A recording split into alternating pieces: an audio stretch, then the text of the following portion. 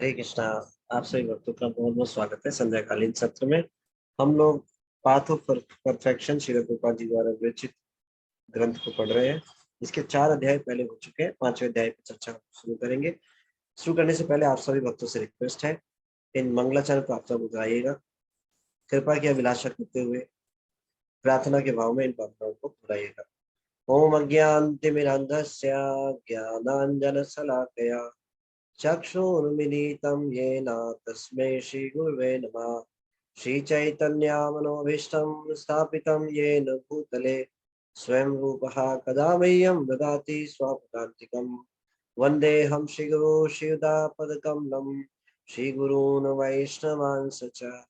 श्रीरूपं साग्रजातं सहगण रघुनाथान्वितं तं सजीवं साद्वैतं सावधूतं परिजन सहितं कृष्ण चैतन्य देवं श्री राधा कृष्ण पदा सहगण ललिता श्री विशाखान्वितांश्च।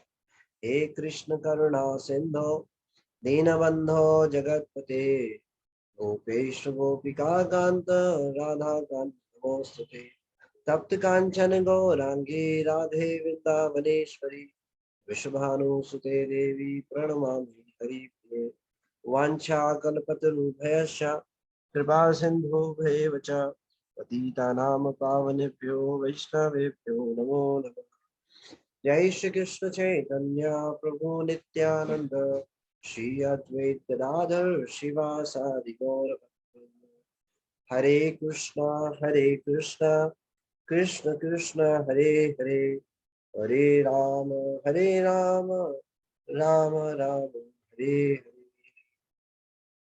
नमः विष्णुपादाय कृष्णप्रेष्ठाय भूतले श्रीमते भक्तिवेदांत स्वामिनिति नामिने। नमस्ते सरस्वती देवे गौरवाणी प्रचारिणे निर्विशेष शून्यवादी पाश्चात्य देशकारिणे। जय गुरु श्री प्रभुपाद जी की जय।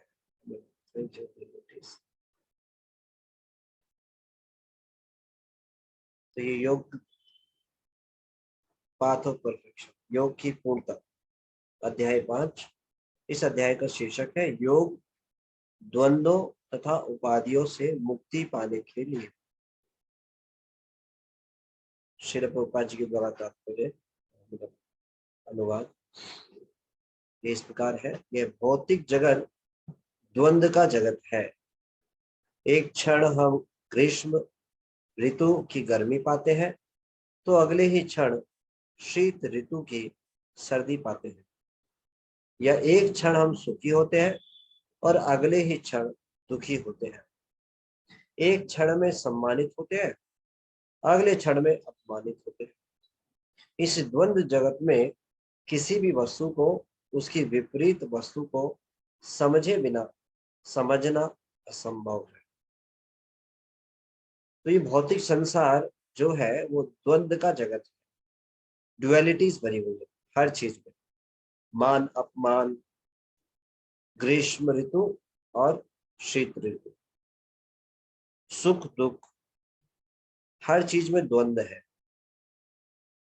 लाभ हानि, विजय पराजय, द्वंद्व से भरा हुआ है। और जो हमारा एक्सपीरियंस है जीवात्मा का इस संसार में, वो भी द्वंद्व का ही है, ड्युअलिटीज का है। ये संसार जो आध्यात्मिक संसार का बिल्कुल उल्टा है।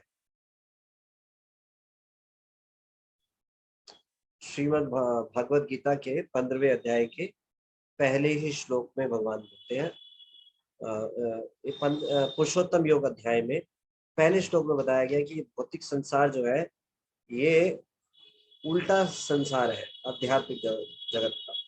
जैसे हम देखते हैं नदी किनारे कोई पेड़ होता है तो क्या होता है, उसकी जो जड़ें हैं वो ऊपर की तरफ दिखाई देती है और शाखा जो है वो नीचे उल्टा दिखाई देता है। तो ये भौतिक संसार उल्टा है आध्यात्मिक जगत। उधर से ऊर्ध्व समूला अधोश्य सात, ये 15वें अध्याय का पहला श्लोक है जिसमें इस संसार के बारे में बता रहे हैं।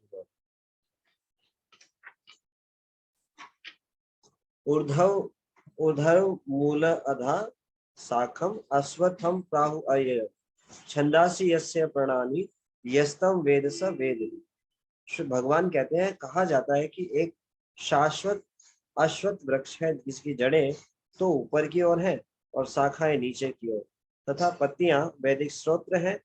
और इस वृक्ष को इस वृक्ष को जानता है वह वेदों का ज्ञाता है।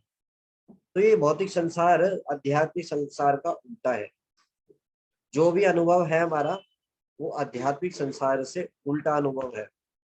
आध्यात्मिक संसार में सुख ही सुख है, इस संसार में दुख ही दुख है।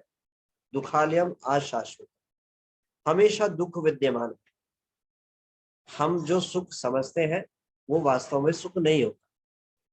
जो हमारा अनुभव होता है वो होता क्या है, दो दुखों के बीच में जो गैप होता है, जो समय का अंतराल होता है, उसको हम सुख समझते हैं। तो क्या वो सुख हुआ? मान लो एक समस्या है, वो चली गई, दूसरी समस्या आने वाली है, तो हम उसके जो बीच का गैप है उसको हम सुख समझते हैं। तो क्या वो सुख हुआ? नहीं, वो सुख नहीं हुआ, वो लगातार दुखी है इस संसार में। तो भगवान ने इस संसार को बनाया है और बताया है दुखालयम अशाश्वतम। ये संसार कैसा है? दुखालयम अशाश्वत।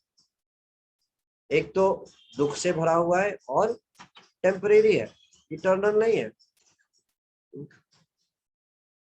तो यहाँ संसार में जो भी अनुभव है वो भी द्वंद्व से भरे हुए हैं। सुख का अनुभव होता है, दुख का अनुभव होता है, गर्मी का अनुभव होता है, शीत ऋतु का भी अनुभव होता है। इसी प्रकार से मान सम्मान का भी अनुभव होता है।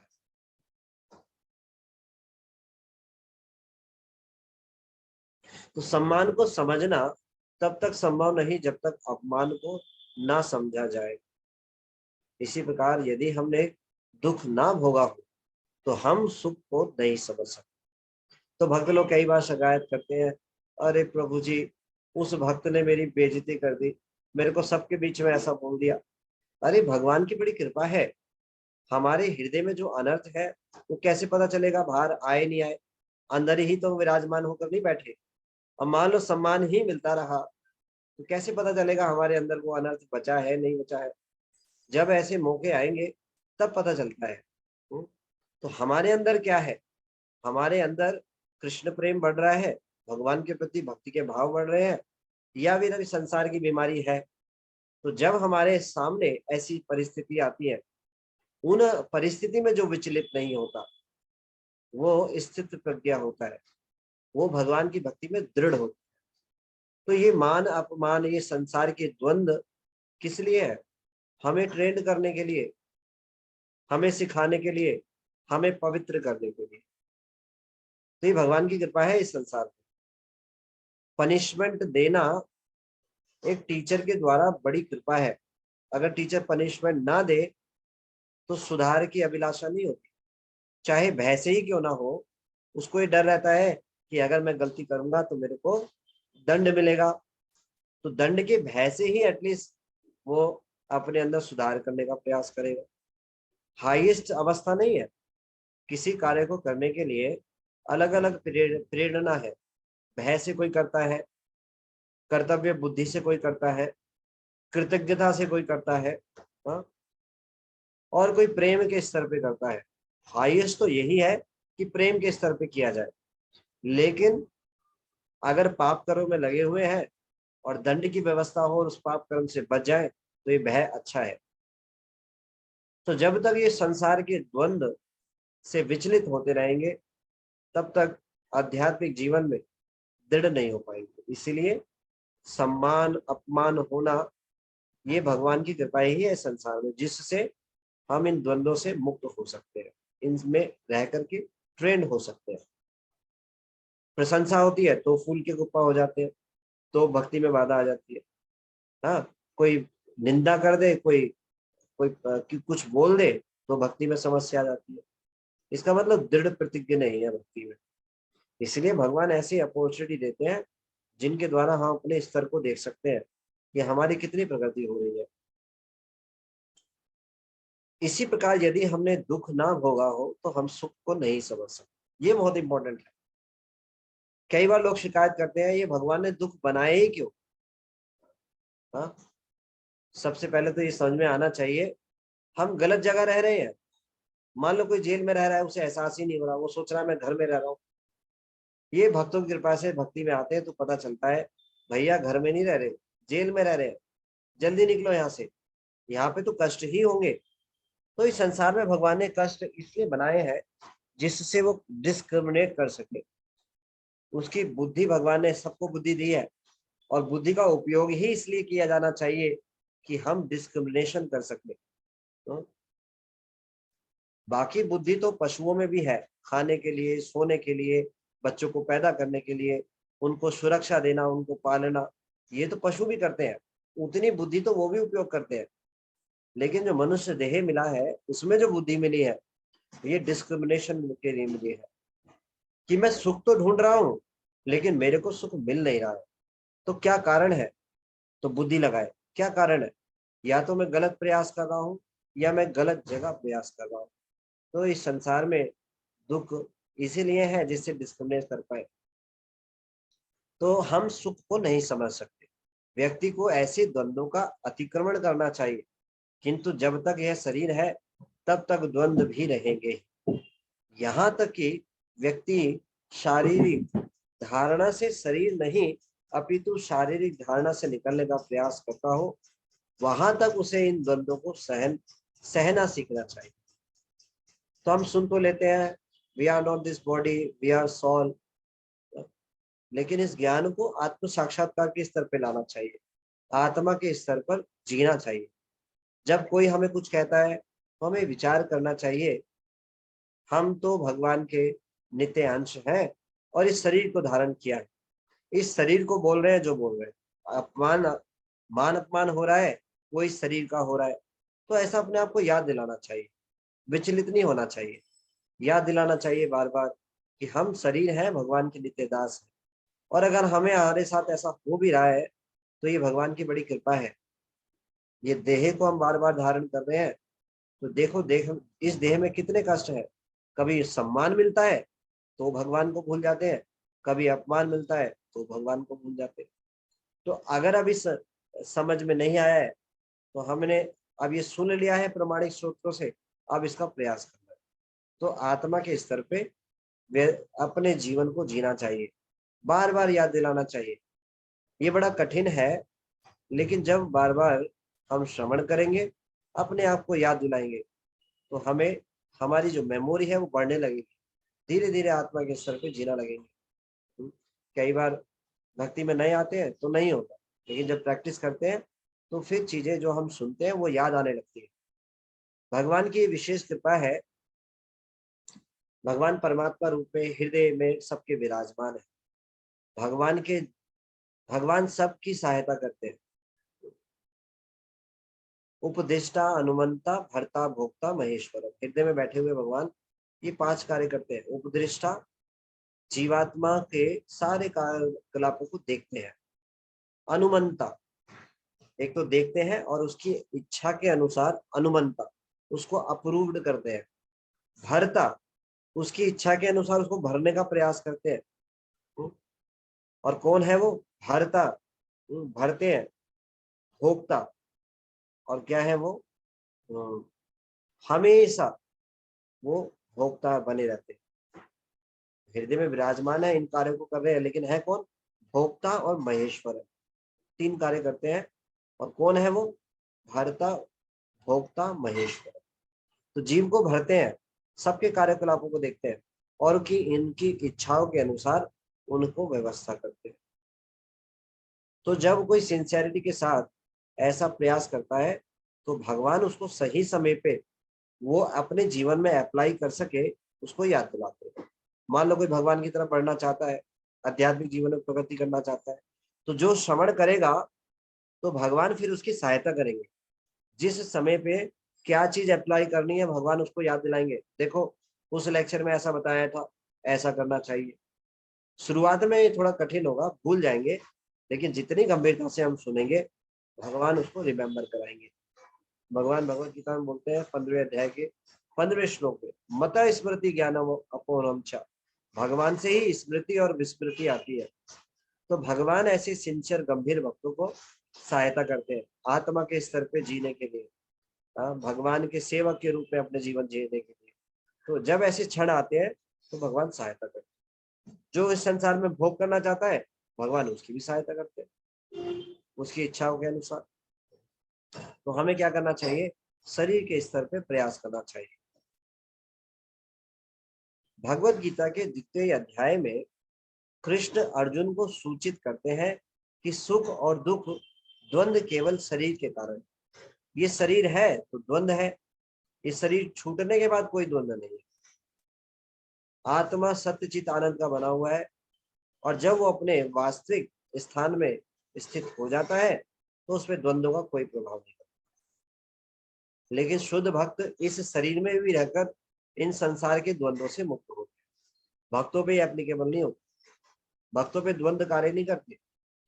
तो आप में से कोई ऐसे उदाहरण बता सकते हैं? भक्तों पे ये संसार के द्वंद्व कार्य नहीं करते। ऐसे उदाहरण आपको स्मरण आ रहे हो शास्त्रों से, आचार्यों के, कि भक्तों पर द्वंद्वों का कोई असर नहीं पड़ता, वो हमेशा अपने स्वरूप में स्थित होते हैं। ऐसे उदाहरण ओनली एक ही भक्तों को पता है। विचार कीजिए, बहुत सारे उदाहरण है, अनंत उदाहरण है। सारे भक्तों के तो ये उदाहरण मिल जाएंगे आप। कलावती माता जी। हरे कृष्णा प्रभु जी, दंडवत प्रणाम। दंडवत प्रणाम माता जी। प्रभु जी सबसे बेस्ट एग्जाम श्रील प्रभुपाद जी हैं। उन्होंने इतने कष्ट में भी मैंने इतना प्रचार भी किया और कृष्ण भावनामृत को इतने आगे तक बढ़ाया। प्रभु जी हरे कृष्णा प्रभु जी, दंडवत सही बोल। थैंक यू माता जी। श्रील प्रभुपाद जी 70 वर्ष की अवस्था में एक बूढ़े शरीर को लिए हुए हैं, लेकिन कार्य कैसे कर रहे हैं? एक नव युवक की तरह। तो ये संसार के द्वंद्व कार्य नहीं करते। श्रील प्रभुपाद जी की स्पीड ऐसी थी, हाई स्पीड, मतलब एरोप्लेन की स्पीड क्या, वो बिल्कुल ही वैकुंठा एक्सप्रेस एक तरीके से। 12 साल में 14 बार इस संसार की परिक्रमा लगा डाली।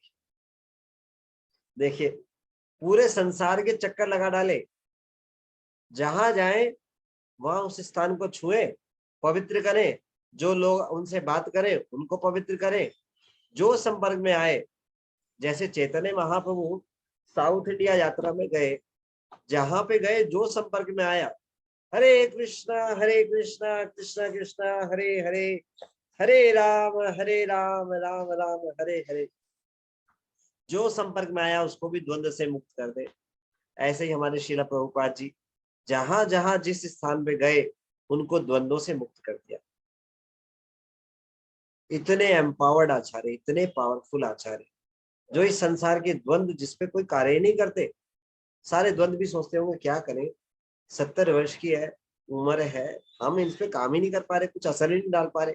भैया असर कहाँ से डालते? शुद्ध भक्त है, भगवान के डायरेक्ट पार्षद है, उनके चरण आश्रय होकर उनको समर्पित हो रहे हैं संसार के सारे द्वंद्व। गर्मी हो सर्दी हो, उनका प्रचार कार्य चल रहा है। गर्मी में झांसी में भरी गर्मी में, दिल्ली में भरी गर्मी में प्रचार कार्य में व्यस्त रहते थे। गर्मी भी सोचती होगी भैया क्या करें, कुछ नहीं काम कर रहा। हर प्रकार से सेवा कर रहे हैं। कोई आकर बैल गाय भी टक्कर मार दे रही है तो भी फर्क नहीं पड़ रहा। मूर्छित होकर गिर गए, जब उनके एक जानकार ने उनको उठाया, वहां से जा रहे थे, रास्ते में उन्होंने देखा है तो श्रील प्रभुपाद है, मैं इनको जानता हूँ, वो डॉक्टर के पास लेके गए। तो जब उठे तो फिर उठते ही अपने प्रचार कार्य के बारे में सोच रहे। कोई द्वंद्व काम नहीं कर रहा उनके उनसे। जब बहुत ही सर्दी वाले स्थान पे जा रहे हैं, विदेशों में ऐसे स्थान पे जहाँ पे हर समय बर्फ रहती है, वहां भी प्रचार कार्य चल रहा है।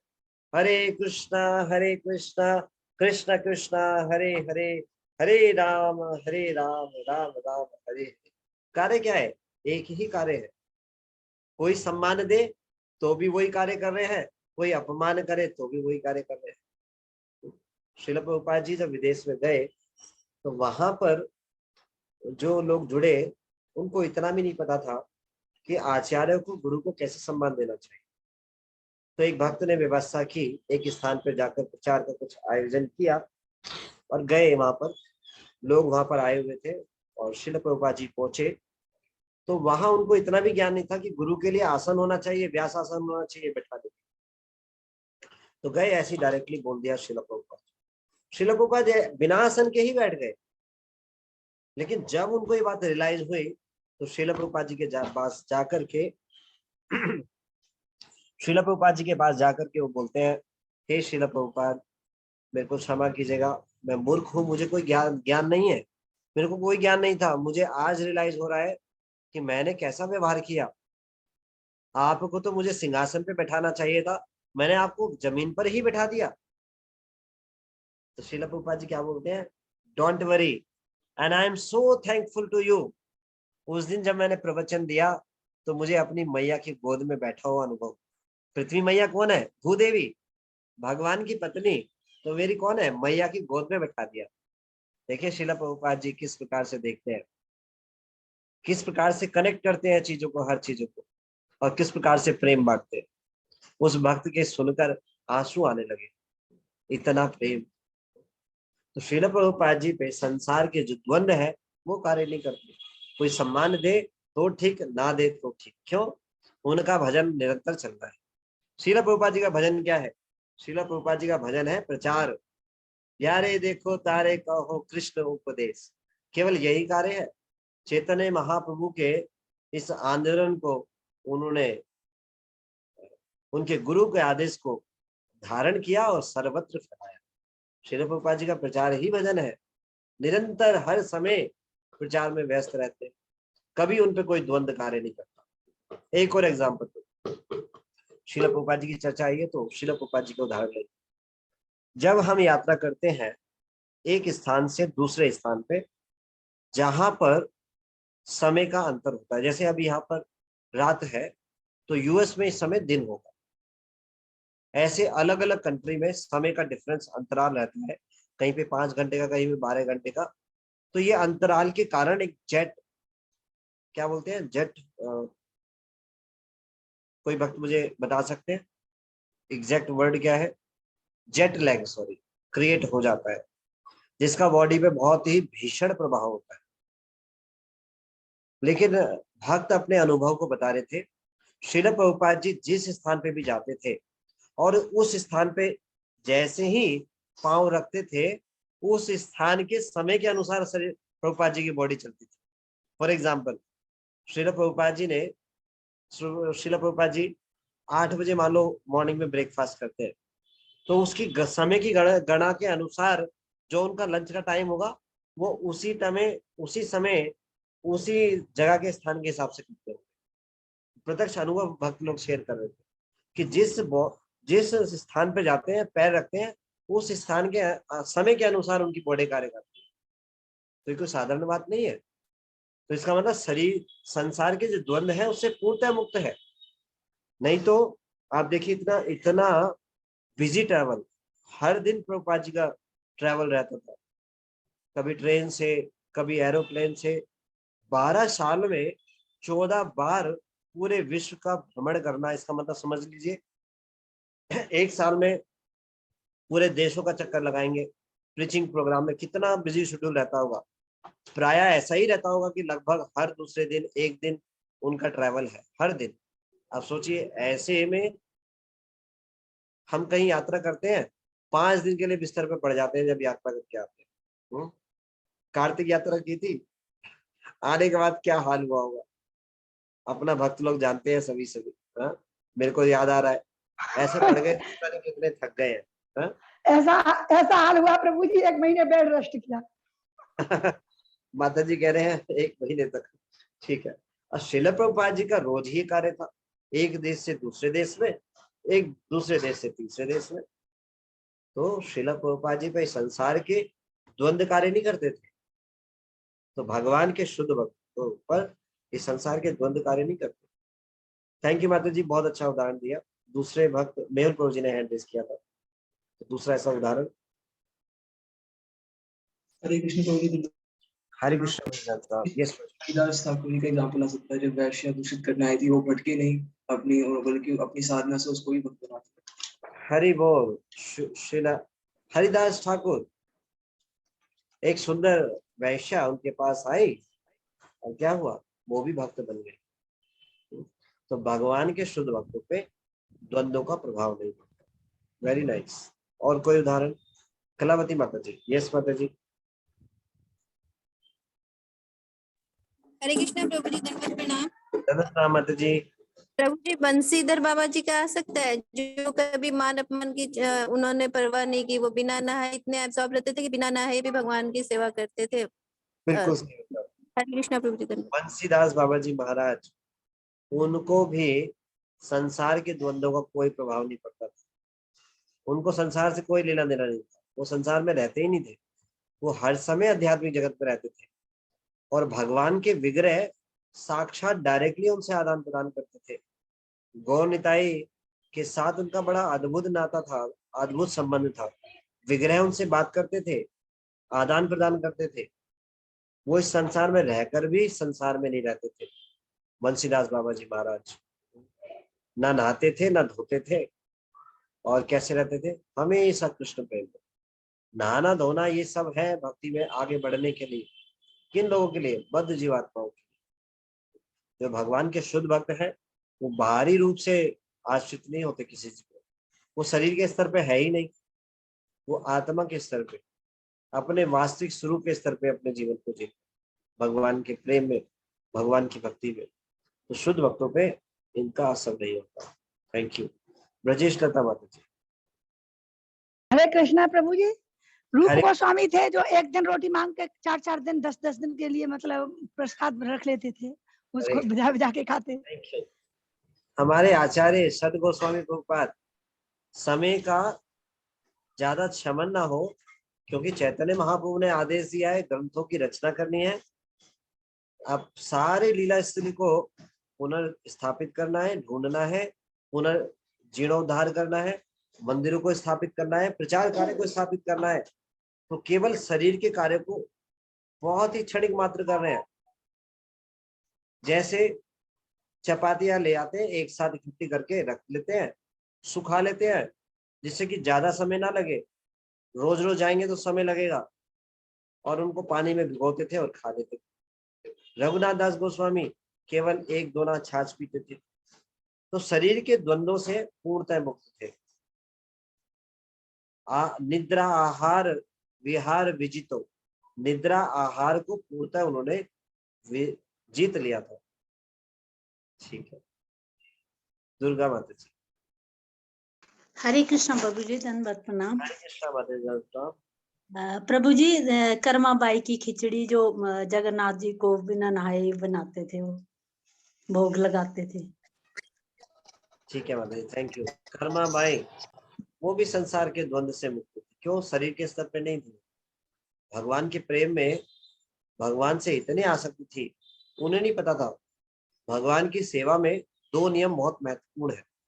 मान लो भगवान की विग्रह सेवा कर रहे हैं, तो 2 नियम बहुत ही महत्वपूर्ण है। एक तो शुचि स्वच्छता का ध्यान रखना, और दूसरा पंक्चुअलिटी, समय का ध्यान रखना। तो कर्माबाई जिस दातून करती थी, उसी से खिचड़ी को कई बार घोल देती थी, चला देती थी, कि भगवान को, लला को देर हो गई है, खिचड़ी का टाइम लेट हो गया है, तो भगवान उसको भी स्वीकार कर लेते। ठीक है, थैंक यू माता जी। मेहुल प्रभु जी। हरे कृष्ण प्रभु जी, धन्यवाद प्रणाम। हरे कृष्णा प्रभु जी, जब ये हम 10वें अध्याय में 10वें स्कंद के 23वें अध्याय में जब चर्चा कर रहे थे श्रीमद् भागवतम से, तो कुछ उदाहरण मैंने लिखे थे, तो अगर आप आके दे तो मैं यस तो उदाहरण दिए थे, तो उस वक्त मुझे याद आया। जैसे एक रामानंद राय का उदाहरण आता है, जो देवदारियों को नृत्य सिखाते थे। राधा रानी का श्रृंगार करते हुए भी उनका मन नहीं भटकता। रामानंद राय का पहला उदाहरण। दूसरा था राजाओं के लिए पशुवध, जैसे जो निंदनीय कार्य होते हैं, पर जो युधिष्ठिर महाराज थे उनका उदाहरण यहाँ पर आता है। युधिष्ठिर महाराज ने द्वंद्व किया, पर वो धर्म के स्तर पे था, तो वो भटके नहीं उससे। तीसरा, संतों की सभा में जब शिव जी पार्वती जी को गोद में बिठा के प्रवचन दे रहे थे, तो जो भगवान का गुणगान कर रहे थे, तब चित्रकेतु आकाश से जाते हुए उनका मजाक उड़ाता, पर वो आध्यात्मिक रूप से इंद्रिय नहीं है, क्योंकि वो भगवान का गुणगान कर रहे थे। फिर एक कुंती महारानी का एग्जाम्पल आया था। कुंती महारानी ने अविवाहित होकर भी पुत्र को जन्म दिया, पर वो भी निंदनीय आध्यात्मिक तौर पे, क्योंकि वो भगवान के भक्त है। फिर नित्यानंद प्रभु ने चैतन्य महाप्रभु का आदेश मानकर सन्यासी होते हुए भी गृहस्थ आश्रम ग्रहण किया। तो उनके सन्यासी होते हुए भी, अगर आप भौतिक दृष्टि से देखें तो ये कोई करे सन्यासी गृहस्थ में जाए तो वो निंदनीय होता है, पर चैतन्य महाप्रभु के आदेश अनुसार उन्होंने गृहस्थ आश्रम धारण किया। फिर एक परशुराम जी का एग्जाम्पल, परशुराम जी ने अपने पिता के कहने पर अपनी माँ का गला काट दिया, तो ये भी द्वंद्व उसमें आ गया। फिर बंशीवास बाबा का एग्जाम्पल माता जी ने ऑलरेडी दे दिया है, कलावती माता जी ने। फिर एक चैतन्य महाप्रभु ने एक बार घोषणा की थी, नित्यानंद महाप्रभु यदि मंत्रालय से भी आते हैं तो भी वो दोष, उसमें भी दोष नहीं है, क्योंकि already absorbed in the nectar of God, in the intoxicated of the nectar, already intoxicated by the nectar of love towards God, तो और उनमें कोई दोष नहीं देख सकते। तो भगवान के शुद्ध भक्त हैं, वो भौतिक दृष्टि से उनमें दोष होते हैं, पर हम देखें तो पर आध्यात्मिक दृष्टि से उनमें कोई दोष नहीं है। तो अपूर्ण इंद्रियों के कारण हम भी ऐसा कुछ करते हैं। Thank you. ठीक है, बहुत बहुत धन्यवाद। Thank you. कुलदीप आशा गुरु जी। हरे कृष्ण भजन प्रणाम। हरे कृष्ण। हरिदास ठाकुर जी का सकता है, जब उनको 22 बाजार में कोड़े मारे गए तो वो उन यवनों के लिए भगवान से प्रार्थना कर रहे थे कृपा की, और तब भी वो कोड़े मारे जा रहे थे उनको, तब भी वो भगवान का जोर जोर से उच्चारण कर रहे थे, और वो श्लोक बोलते हैं, खंड खंड होए तो मुझे खंड खंड होए यदि जाए मोरा प्राण, तब न छाड़ी वदने हरि नाम। मेरे शरीर के खंड खंड भी हो जाए, टुकड़े टुकड़े क्यों ना हो जाए, तब भी मेरे शरीर से, बॉडी से भगवान का नाम लेना नहीं छूटे।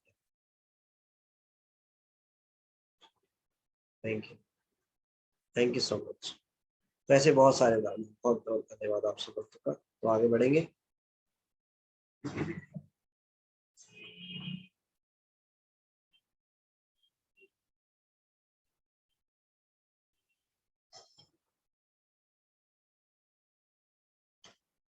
भगवत गीता के 2वें अध्याय में कृष्ण अर्जुन को सूचित करते हैं कि सुख और दुख द्वंद्व केवल शरीर के कारण है।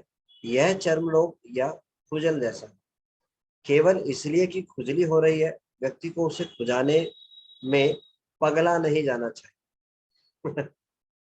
देखिए कितनी अच्छी बात है। खुजली क्या है, जितना आप खुजाओगे उतनी डबल फोर्स से आएगी। मान लो खुजली हो रही है, एक बार खुजाया तो डबल फोर्स से आएगी, फिर खुजाया और ट्रिपल फोर्स से आएगी। जितनी बार खुजाएंगे उतनी ज्यादा फोर्स से आएगी, और फिर क्या होगा, वहीं पर खून निकलने लगेगा।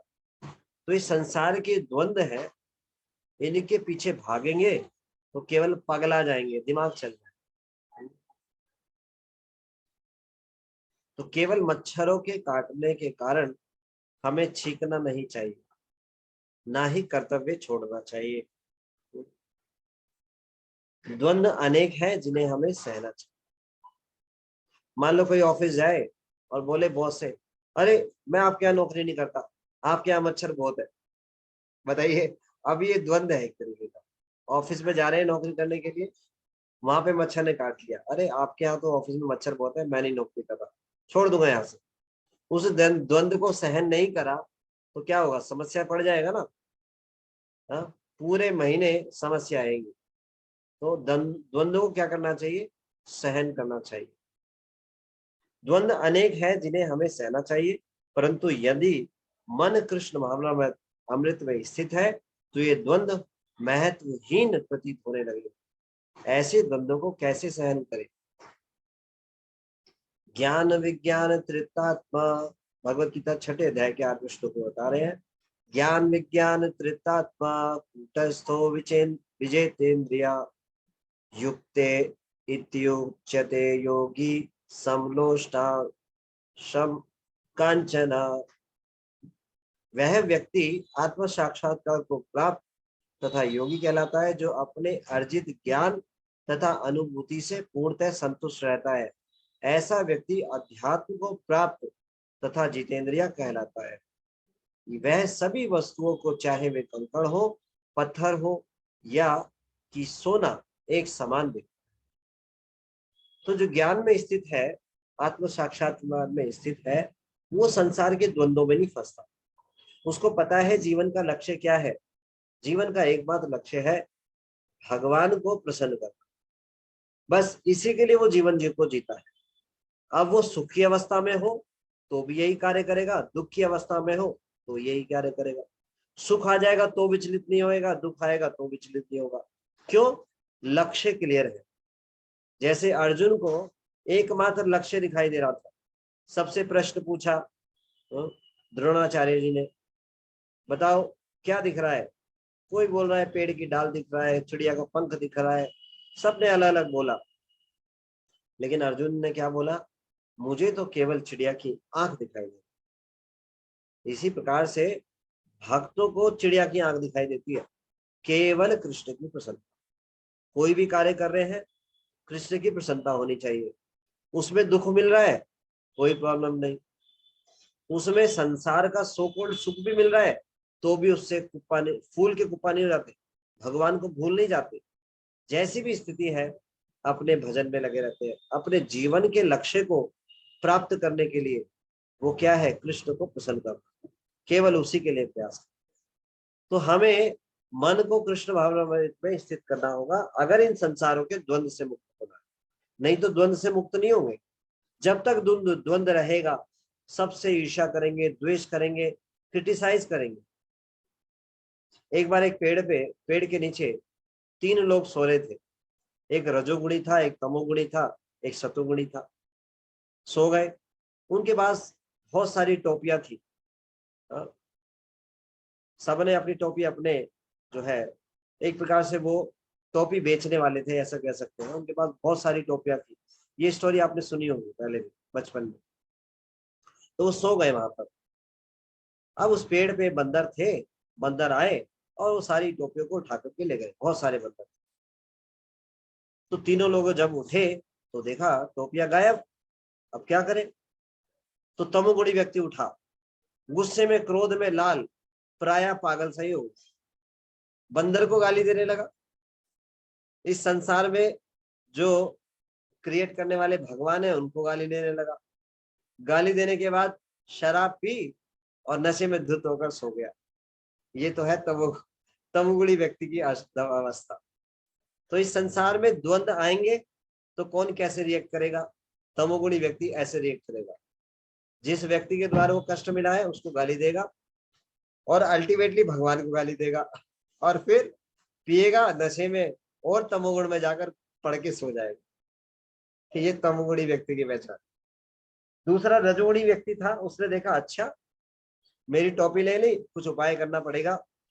तो उसने क्या किया? एक पत्थर को लिया, बंदर को फेंक कर में देके मारा, फेंक कर मारा उसको। तो बंदर ने उल्टे क्या किया? उसको टोपी को फेंक कर मार दिया। उसकी एक टोपी तो उसको मिल गई। तो उसने प्रयास किया। रजोगुणी व्यक्ति का यही स्वभाव है, तुरंत जो है रजोगुण में आ जाएगा। अच्छा मेरी टोपी ले ली, कैसे ले ली अभी देखता हूं। एकदम से कुछ ना कुछ करेगा। सतोगुणी उठा, उसने देखा अच्छा टोपियां लेनी है। तो सतोगुणी व्यक्ति की विशेषता है, वो सिचुएशंस को बिना सोच विचार के एक्ट नहीं करता। उसने देखा अच्छा, तो उसने बुद्धि लगाई। उसने क्या किया? बंदर होता है नकलची, तो उसने क्या करा? एक्शन करना शुरू करा। कभी ऐसे करे, कभी कभी वैसे करे। तो अपने सर पे कुछ एक्टिंग करने लगे और अपनी टोपियों को ले ऐसे उतार के फेंकने की एक्टिंग करी। तो जितने बंदरों ने टोपी ओढ़ रखी थी, सब ने उतार के उसको फेंक दिया। तो क्या हुआ? टोपियां मिल गई। ना भगवान को गाली देने की आवश्यकता पड़ी, ना बंदर को गाली देने की आवश्यकता पड़ी, और अपना कार्य भी हो गया। तो सतोगुण में ये बड़ा संभव होता है कि हम जो संसार के द्वंद्व है उससे मुक्त हो सकते हैं। लेकिन सतोगुण भी बांधने वाला है। तो इसीलिए सतोगुण से भी सर्वश्रेष्ठ है शुद्ध सतोगुण। वो क्या है? कृष्ण भावना। तो कृष्ण भावनामृत में अपने को स्थित करना चाहिए। कृष्ण भावनामृत में जो व्यक्ति स्थित है वो बुद्धि का, मन का, हर एक वस्तु का, हर चीज का, सिचुएशंस का उपयोग करता है भगवान की सेवा। वो कभी भी संसार के द्वंद्वों के स्तर पे एक्ट नहीं करता, बुद्धि का उपयोग करता है। किस प्रकार से उस व्यक्ति के प्रति कोई द्वेष ना हो जिसके द्वारा वो कष्ट मिला है, और भगवान के प्रति भी ईर्ष्या ना हो, उनको गाली ना दे। भक्त लोग हर एक कार्य को करता है जिससे वो भगवान के नजदीक चला जाता है, और अभक्तों के लोग कार्य होते हैं जो हर कार्य के द्वारा भगवान से दूर चले जाते हैं। तो ऐसा भक्त जो है कभी भी किसी स्थिति में विचलित नहीं होता। तो ये बड़ी फेमस स्टोरी है जो प्रभु जी से कई बार सुनी। एक बार एक आश्रम में एक सेठ जी गाय को दान देने आते हैं, शिष्यों से मिलते हैं और बताते हैं कि मैं आपके गुरु को एक गाय दान देना चाहता हूँ। तो शिष्य बड़े प्रसन्न हुए और गुरु के पास पहुंचे। गुरुजी गुरुजी गुरुजी, बड़ी बड़ी ही अच्छी खबर है, गांव का सेठ आया है, शहर का सेठ आया है और गाय दान देने आया है। तो गुरुजी बोलते हैं, वाह, ये तो बहुत अच्छी बात है। गाय का दूध निकालेंगे और भगवान को भोग लगाएंगे, अच्छे से पकवान बनाएंगे, भगवान को तुष्ट करेंगे, प्रसन्न करेंगे और उसको प्रसाद रूप में ग्रहण करेंगे। तो गुरुजी बड़े प्रसन्न हुए। शिष्यों ने वो गाय ले ली और सेवा करनी शुरू करी, और प्रतिदिन भगवान को नाना प्रकार के आइटम भोग लगाने लगे और उसको प्रसाद रूप में पाने लगे। अब जो है सेठ जी एक दिन वापस आ गए। सेठ जी ने शिष्यों से बोला, अरे मैं जो गाय देने आया था मुझे वापस दो। शिष्य बोले, अरे ऐसे कैसे दे, तुम ही तो दान देके गए थे, ये क्या बात हुई? तो उन्होंने कहा, नहीं, मुझे लेके जाने। तो वो गए गुरुजी के पास। गुरुजी गुरुजी गुरुजी, बड़ी दुख की खबर है, बड़ा कष्ट हो रहा है। जो सेठ देने आया था कैसा पागल व्यक्ति है, वो देने गया, गाय दान देके गया था, वापस लेने आया। तो गुरुजी बोलते हैं, अरे वाह, ये तो बहुत अच्छी बात है, हमें ज्यादा समय मिलेगा भजन का, गाय चली जाएगी, गोबर उठाने से बच जाएंगे, उस समय में ज्यादा भजन करेंगे। तो भगवान के शुद्ध भक्त ऐसा देखते हैं, हर सिचुएशन को भगवान से जोड़ते हैं और देखते हैं कैसे भक्ति में आगे बढ़े।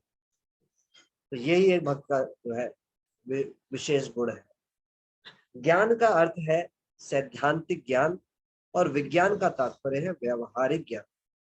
उदाहरण के लिए एक विज्ञान के छात्र को सैद्धांतिक वैज्ञानिक धारणाएं भी पढ़नी पड़ती है और प्रायोगिक विज्ञान भी पढ़ना पड़ता है।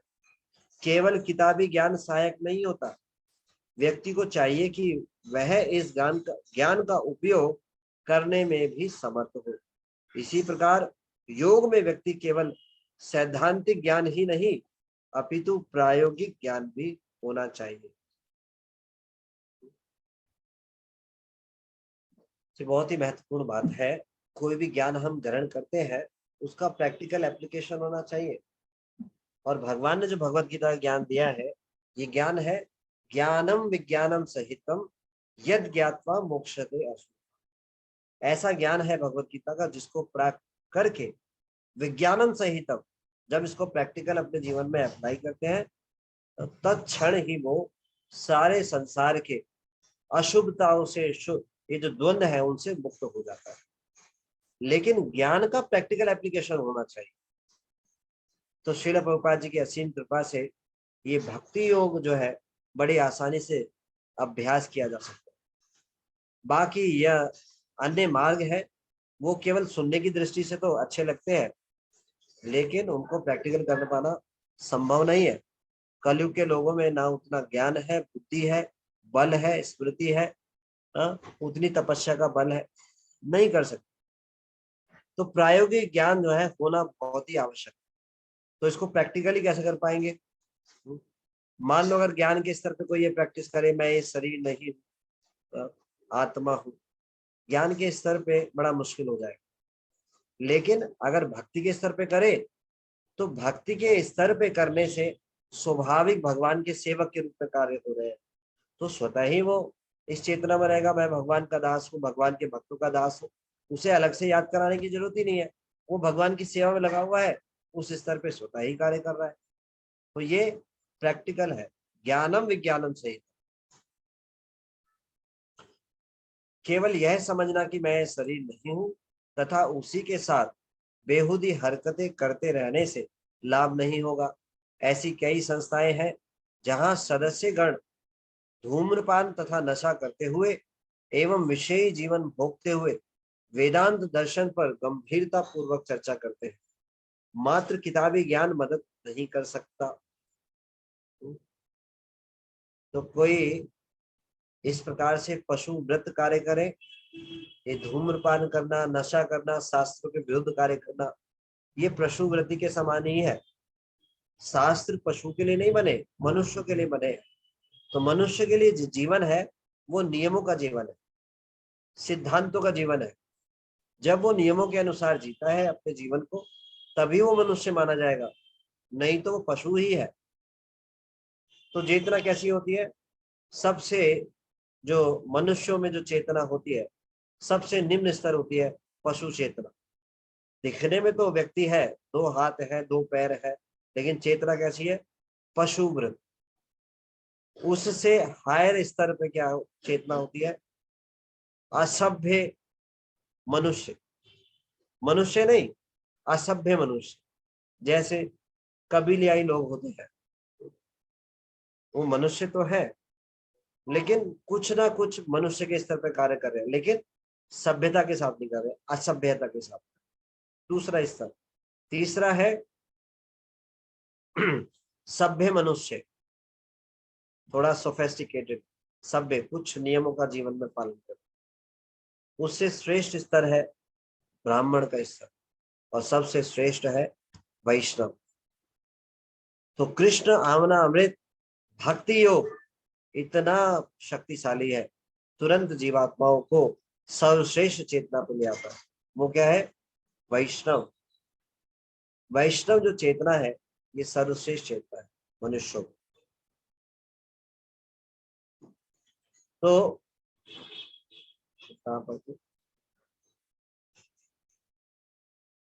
केवल यह नहीं, तो ऐसे कुछ वेदांती गंभीरता पूर्वक चर्चा करते हैं, लेकिन सब कुड़ कार्यों में लगे रहते हैं। इससे कुछ नहीं होने वाला है। इस ज्ञान का प्रदर्शन आवश्यक है, हमारे प्रैक्टिकली व्यवहार में होना चाहिए। जो सही में समझे कि मैं शरीर नहीं हूं, वह अपनी शारीरिक आवश्यकताओं को न्यूनतम कर लेगा। यदि कोई मैं शरीर नहीं हूं सोचते हुए शरीर की मांगे बढ़ा ले, तो ऐसे ज्ञान का क्या लाभ? व्यक्ति तभी संतुष्ट हो सकता है जब ज्ञान तथा विज्ञान साथ साथ हो। तो कभी आप ऐसे मिले हो द्विवेदी, त्रिवेदी, चतुर्वेदी? अरे भैया हमने तो सारे शास्त्र पढ़ लिए हैं, और मुंह भर के एकदम से टिक मारेंगे, अरे सारे पढ़ लिए हैं, तुम क्या बात करते हो? ये भगवत गीता हमारे यहाँ 4 रखी है कपड़े में लपेट करके। सब जानते हैं। क्या जानते हैं? मुंह में तो क्या चल रहा है? गुटखा चल रहा है, सड़क पे फैल रहे, उसको पिक मार रहे हैं। तो इसका मतलब अभी रियलाइज नहीं हुआ है, चाहे द्विवेदी हो, चतुर्वेदी हो या त्रिवेदी हो, कोई लाभ नहीं होगा। व्यवहार में होना चाहिए।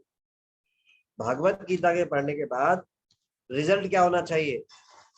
He should be a devotee of Krishna. This is the essence of Bhagavad Gita. Srila Prabhupada जी के ग्रंथ लिखने से पहले भगवत गीता के लगभग 700 से भी ज्यादा संस्करण थे, लेकिन वे पूरे संसार में ऐसा कोई भी व्यक्ति नहीं प्राय देखा गया जो शुद्ध भक्त रहा। लेकिन जब श्रील प्रभुपाद जी ने Bhagavad Gita as it is लिखी, जो पढ़ता है वो भक्त बन जाता है। जिस प्रकार से H2O हाइड्रोजन ऑक्सीजन को मिलाते हैं पानी बन जाता है, इसी प्रकार से जब भगवान के शुद्ध भक्त से भगवत गीता को पढ़ते हैं तो भक्त बन जाते हैं। इसीलिए पूरे संसार में सबसे ज्यादा पढ़े जाने वाली भगवत गीता है। जो पढ़ता है उसके हृदय में सारे अनर्थ नष्ट हो जाते हैं। उसके लाइफ में श्रील प्रभुपाद जी प्रैक्टिकल एंटर कर जाते हैं।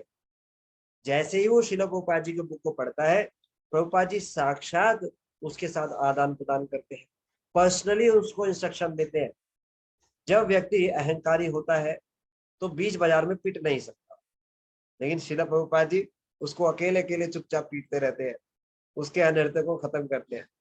बोलते हैं जो संसार में भोग करना चाहता है वो सबसे बड़ा मूर्ख है। तो देखो प्रभुपाद जी डायरेक्टली बोल रहे हैं तू मूर्ख है, और उस बात को वो एक्सेप्ट कर लेता है। क्यों?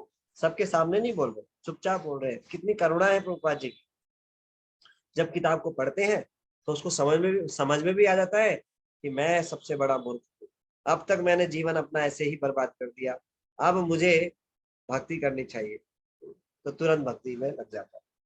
तो ये रिजल्ट है श्रील प्रभुपाद जी के इन दिव्य ग्रंथों का। तो इस प्रकार से जो है प्रैक्टिकल एप्लीकेशन होना चाहिए। जब तक भगवान के शुद्ध भक्तों से सुनेंगे नहीं, जब तक ये संभव है नहीं। प्रोफेशनल राइटर, प्रोफेशनल वक्ता, इनसे सुनने से कुछ नहीं मिलेगा। बहुत सारे लोग हैं जिन्होंने भगवत गीता के ऊपर टिप्पणी लिखी है, बहुत सारे लोग हैं जो प्रवचन देते हैं, लेकिन वो बोलने में शक्ति कहाँ है, वो ट्रांसफॉर्मेशन कहाँ है? जब शुद्ध वाणी सुनते हैं तो कानों में पढ़कर जो हृदय में वो अनर्थों पे वार करती है, तुरंत भगवत प्रेरणा, भगवत इच्छा जागृत होती है भगवान की सेवा करने की। तो भगवान के शुद्ध भक्तों के जो मुख से निकली हुई वाणी है वो ट्रांसेंडेंटल वाइब्रेशन होती है, वो इस जगत की नहीं होती। तो जैसे ही उस ट्रांसेंडेंटल वाइब्रेशन को हम सुनते हैं उनके प्रवचनों द्वारा या उनके ग्रंथ के माध्यम से, वो तुरंत हमें अपनी वास्तविक जो आनंद प्राप्त करने की अनुभूति है उसको जागृत कर देता है। मान लो कोई वस्तु खो गई है और कोई आपको आकर के झलक दिखा दे, देखो ये रही, तो तुरंत देखेंगे हाँ यही वस्तु मेरी है, लाओ लाओ मुझे दो मुझे दो। अब वो व्यक्ति बोलेगा नहीं ऐसे नहीं मिलेगी, करना पड़ेगा कुछ। तो ऐसे ही श्रील प्रभुपाद जी करते हैं, उस वास्तविक आनंद को जो संसार में ढूंढ रहा है उसको चखा देते हैं श्रील प्रभुपाद जी अपने प्रवचनों के द्वारा, अपनी पुस्तकों के माध्यम से। फिर वो ललायित हो जाता है। जब कोई एक बार रबड़ी का स्वाद ग्रहण कर ले, फिर वो तैयार रहता है कुछ भी करने के लिए। भाई ये बताओ कैसे ये रबड़ी प्राप्त होगी? अरे भैया छोड़ो, रबड़ी खा ली एक बार, बड़ी कृपा से मिल गई, अब छोड़ो, तुम्हारे बस की नहीं है, बहुत मेहनत करनी पड़ेगी। नहीं नहीं नहीं, मुझे बताओ कहाँ मिलेगी, कैसे मिलेगी, मैं करूंगा। अरे भैया तुम्हारा दिमाग चल गया है, जाओ जाओ, तुम्हारे बस की नहीं है। अरे भैया प्रभु जी प्लीज बताओ, मैं जो कहोगे मैं करूंगा, लेकिन मुझे ये बताओ रबड़ी मिलेगी कैसे? अच्छा तैयार हो? हाँ मैं तैयार हूँ। तो भैया देख लो गोबर उठाना पड़ेगा। अच्छा गोबर उठाना पड़ेगा, हाँ उठाऊंगा। देख लो भैया ऐसे करना पड़ेगा, वैसे करना पड़ेगा, हाँ मैं सब कुछ करूंगा, बताओ। फिर वो बताते हैं कि ऐसे से गाय लानी पड़ेगी, उसकी सेवा करनी होगी, उसका दूध निकालना पड़ेगा और उसको ऐसे से पकाना पड़ेगा, तब ये रबड़ी मिलेगी। तो आपकी असीम कृपा हुई, आपने इस रबड़ी का स्वाद चखाया, आपका बहुत बहुत धन्यवाद। फिर जो वो आचार्य बोलते हैं उसको पालन करता है। तो इस प्रकार से श्रील प्रभुपाद जी ये कृपा करते हैं। तो शुद्ध भक्तों से सुनने से ये लाभ होता है। तो क्या रिजल्ट होना चाहिए भगवत गीता पढ़ने के बाद? भगवत भक्त होना चाहिए, कृष्ण का भक्त होना चाहिए। मत चिता मत गता प्राणा बोधयंत परस्पर। रिजल्ट क्या होना चाहिए? फिर संसारी बातें छोड़कर जब किसी से बात कर रहा होगा, कृष्ण के बारे में कर रहा होगा, कथा श्रवण कर रहा होगा, भक्तों के बारे में बात कर रहा होगा, ये उसका रिजल्ट होना चाहिए। कथयंतश्च माम नित्यम रमयंती च तुष्यन्ति च। उसी में आनंद लेता है, उसी में रमण, और कोई आनंद का केंद्र नहीं रहता। तो ये है ज्ञान और विज्ञान जब साथ साथ प्राप्त होता है, ये होगा, ये रियलाइजेशन होगा भगवान के शुद्ध भक्त के द्वारा। जब व्यक्ति आत्मज्ञान के व्यवहारिक स्तर पर स्थिति हो तो यह समझना चाहिए कि वह वास्तव में योग में स्थित है। यह नहीं कि व्यक्ति योग कक्षाओं में उपस्थिति देता रहे एवं तथापि पूरे जीवन भर जैसा का तैसा बना रहे। ठीक है हफ्ते भर करेंगे भोग, संडे को 7 से 8 करेंगे योग। बताइए क्या होगा? कुछ नहीं होने वाला। वो भ्रम है, योग नहीं है। पेट फुलाना, शारीरिक एक्सरसाइज या आंखें मूंद कर बैठ जाना, अरे भैया वीकेंड में, वीक डेज में गधे की तरह काम किया है, 7 से 8 जब पॉलिथी लगाकर पालथी मार करके ध्यान करोगे, सो जाओगे। उसी सोने को आत्म साक्षात्कार बोलते हैं। क्यों? मालिक ने गधे भरकर काम कराया है 1 हफ्ते, गधे की तरह। नींद भी ठीक से नहीं आई, रात को सो भी नहीं पाए टेंशन में। अब 1 घंटा मिला है, आराम से सो रहे हैं बैठे बैठे और बोल रहे आत्म साक्षात्कार हो गया। कैसा आत्म साक्षात्कार हो गया भैया? भैया एक लाइट दिखाई दे रही थी, वो लाइट क्या थी? बस लाइट थी, उसी में हम थे, उसी में हम विलीन हो गए। अब वापस कैसे आ गए? विलीन हो गए। बस यही है, ऐसा ही भगवान प्राप्त हुए। तो हफ्ते में 1 दिन 7 से 8 संडे के दिन भगवान मिल जाते हैं। ऐसे कितने तरह की अलग अलग विधियां करते हैं। एक बार मुझे योग करता मिले। कौन सा योग करते हैं जी? एक योग ये करते हैं कि हाथ में नमक ले लेते हैं, पैरों को पारी में डाल लेते हैं और आंखों को बंद कर लेते हैं। ये कौन सा योग हुआ? ये भी एक विधि है, बताइए। नई नई तरह की योग विधियां। कोई बोलते हैं भोग करते रहो, उसी में आपको वास्तविक जो है योग प्राप्त हो जाएगा, भगवान प्राप्त हो जाएंगे। एक ऐसे फिलोसफर है जो बोलते हैं संभोग से समाधि। जब आप ऐसे जो सबसे घृणित कार्य में व्यस्त रहोगे, उसी में जो आपको आनंद प्राप्त होगा, वही सर्वोच्च आनंद है, आत्म साक्षात्कार। ऐसे ऐसे मूर्ख, ऐसे ऐसे कपटी लोग, तो ये ऐसे नहीं प्राप्त होने वाला। ऐसी ऐसी कक्षाओं से कोई लाभ नहीं होने वाला। ऐसी कक्षाओं से केवल अनर्थ ही बढ़ेंगे। संसार में अंधकार में डाला जाएगा। यस्मानि सुर सर्वाणी भूतान्य, हमेशा ऐसी जीवात्माओं को जो है बार बार इन चीजों में, संसार में ही डाला जाएगा, बच नहीं सकते। जब व्यक्ति आत्मज्ञान के व्यवहारिक स्तर पर स्थिति को हो, तो यह समझना चाहिए कि वास्तव में योग में स्थित है। यह नहीं कि व्यक्ति योगिक कक्षाओं में उपस्थिति देता रहे तथापि पूरे जीवन भर जैसा का तैसा बना रहे। व्यवहारिक ज्ञान होना चाहिए, और उस व्यवहारिक ज्ञान का क्या चिन्ह है? मन शांत और स्थिर होगा। तो रिजल्ट क्या होगा उसका? मन शांत हो जाएगा। मन हर समय उछल कूद मचाता है। ऐसा बताते हैं, मन जो है मंकी की तरह है। He is like a monkey. शास्त्रों में ऐसी 10 चीजों का वर्णन है जो कभी भी एक साथ एक स्थान पर बैठ नहीं सकते, हमेशा विचलित रहते हैं हर समय। बंदर को देखो, कभी भी 1 सेकंड के लिए एक स्थान पे सीधा नहीं बैठ सकता। बैठा भी होगा तो 10 बार हाथ हिलाएगा, वहीं पे उछलेगा। ये प्रवृत्ति है। ऐसे ही मछली भी एक स्थान पे नहीं रुक सकती, मक्खी एक स्थान पे नहीं रुक सकती। ऐसी 10 चीजों के बारे में बताया है, मुझे पूरा स्मरण नहीं आ रहा, लेकिन शास्त्रों में ऐसा बताया है विस्तार से। तो मन जो है हमेशा अशांत रहता है, कभी स्थिर नहीं हो सकता। तो एक बार एक बंदर था, उस बंदर को जंगल का राजा बना दिया। समस्या आई जंगल में, कुछ एडमिनिस्ट्रेशन प्रॉब्लम आई, तो राजा के पास सब इकट्ठा होकर पहुंच गए। राजा जी, बड़ी समस्या आई है, कुछ बताओ। राजा जी सिंहासन में बैठे हुए हैं, लेकिन राजा कौन है? बंदर है। समस्या बड़ी मुश्किल से बैठे बैठे सुनी, क्योंकि वो तो बैठकर ही सुननी पड़ेगी। उछल कूदते सुनते हुए समस्या आधी पढ़े, आधी पल्ले पड़े, नहीं पड़े, तो बड़ी मुश्किल से बहुत प्रयास करके समस्या सुनी। समस्या सुनने के बाद अब वो रहा नहीं जा रहा, क्यों? जो प्रवृत्ति है वो तो जाएगी नहीं। तो क्या किया? एकदम से सिंहासन से उठे और एक पेड़ पर चढ़ गए। एक पेड़ से दूसरे पेड़ पे छलांग मारी, दूसरे से तीसरे पे, तीसरे पे चौथे पे, बहुत देर तक छलांग मारते रहे। तो सबने बोला, भैया समस्या का सलूशन तो बता नहीं रहे, छलांग मार रहे हैं।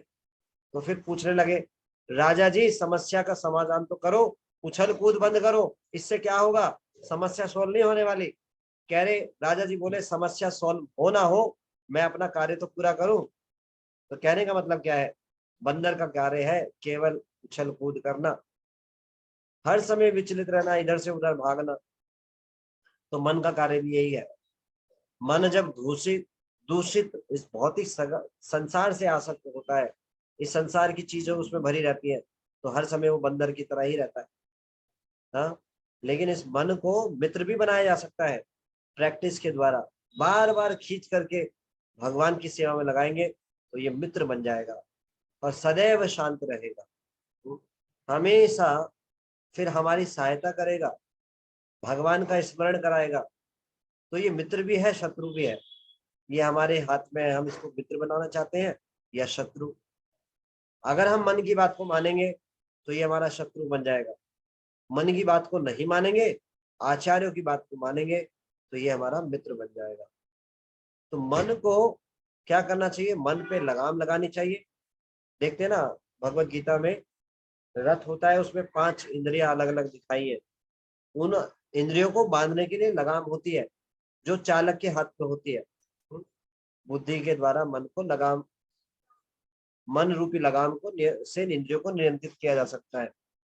तो हमें अपने आप को भक्तों के आदेश से बांध देना चाहिए और उस लगाम से खींचना चाहिए।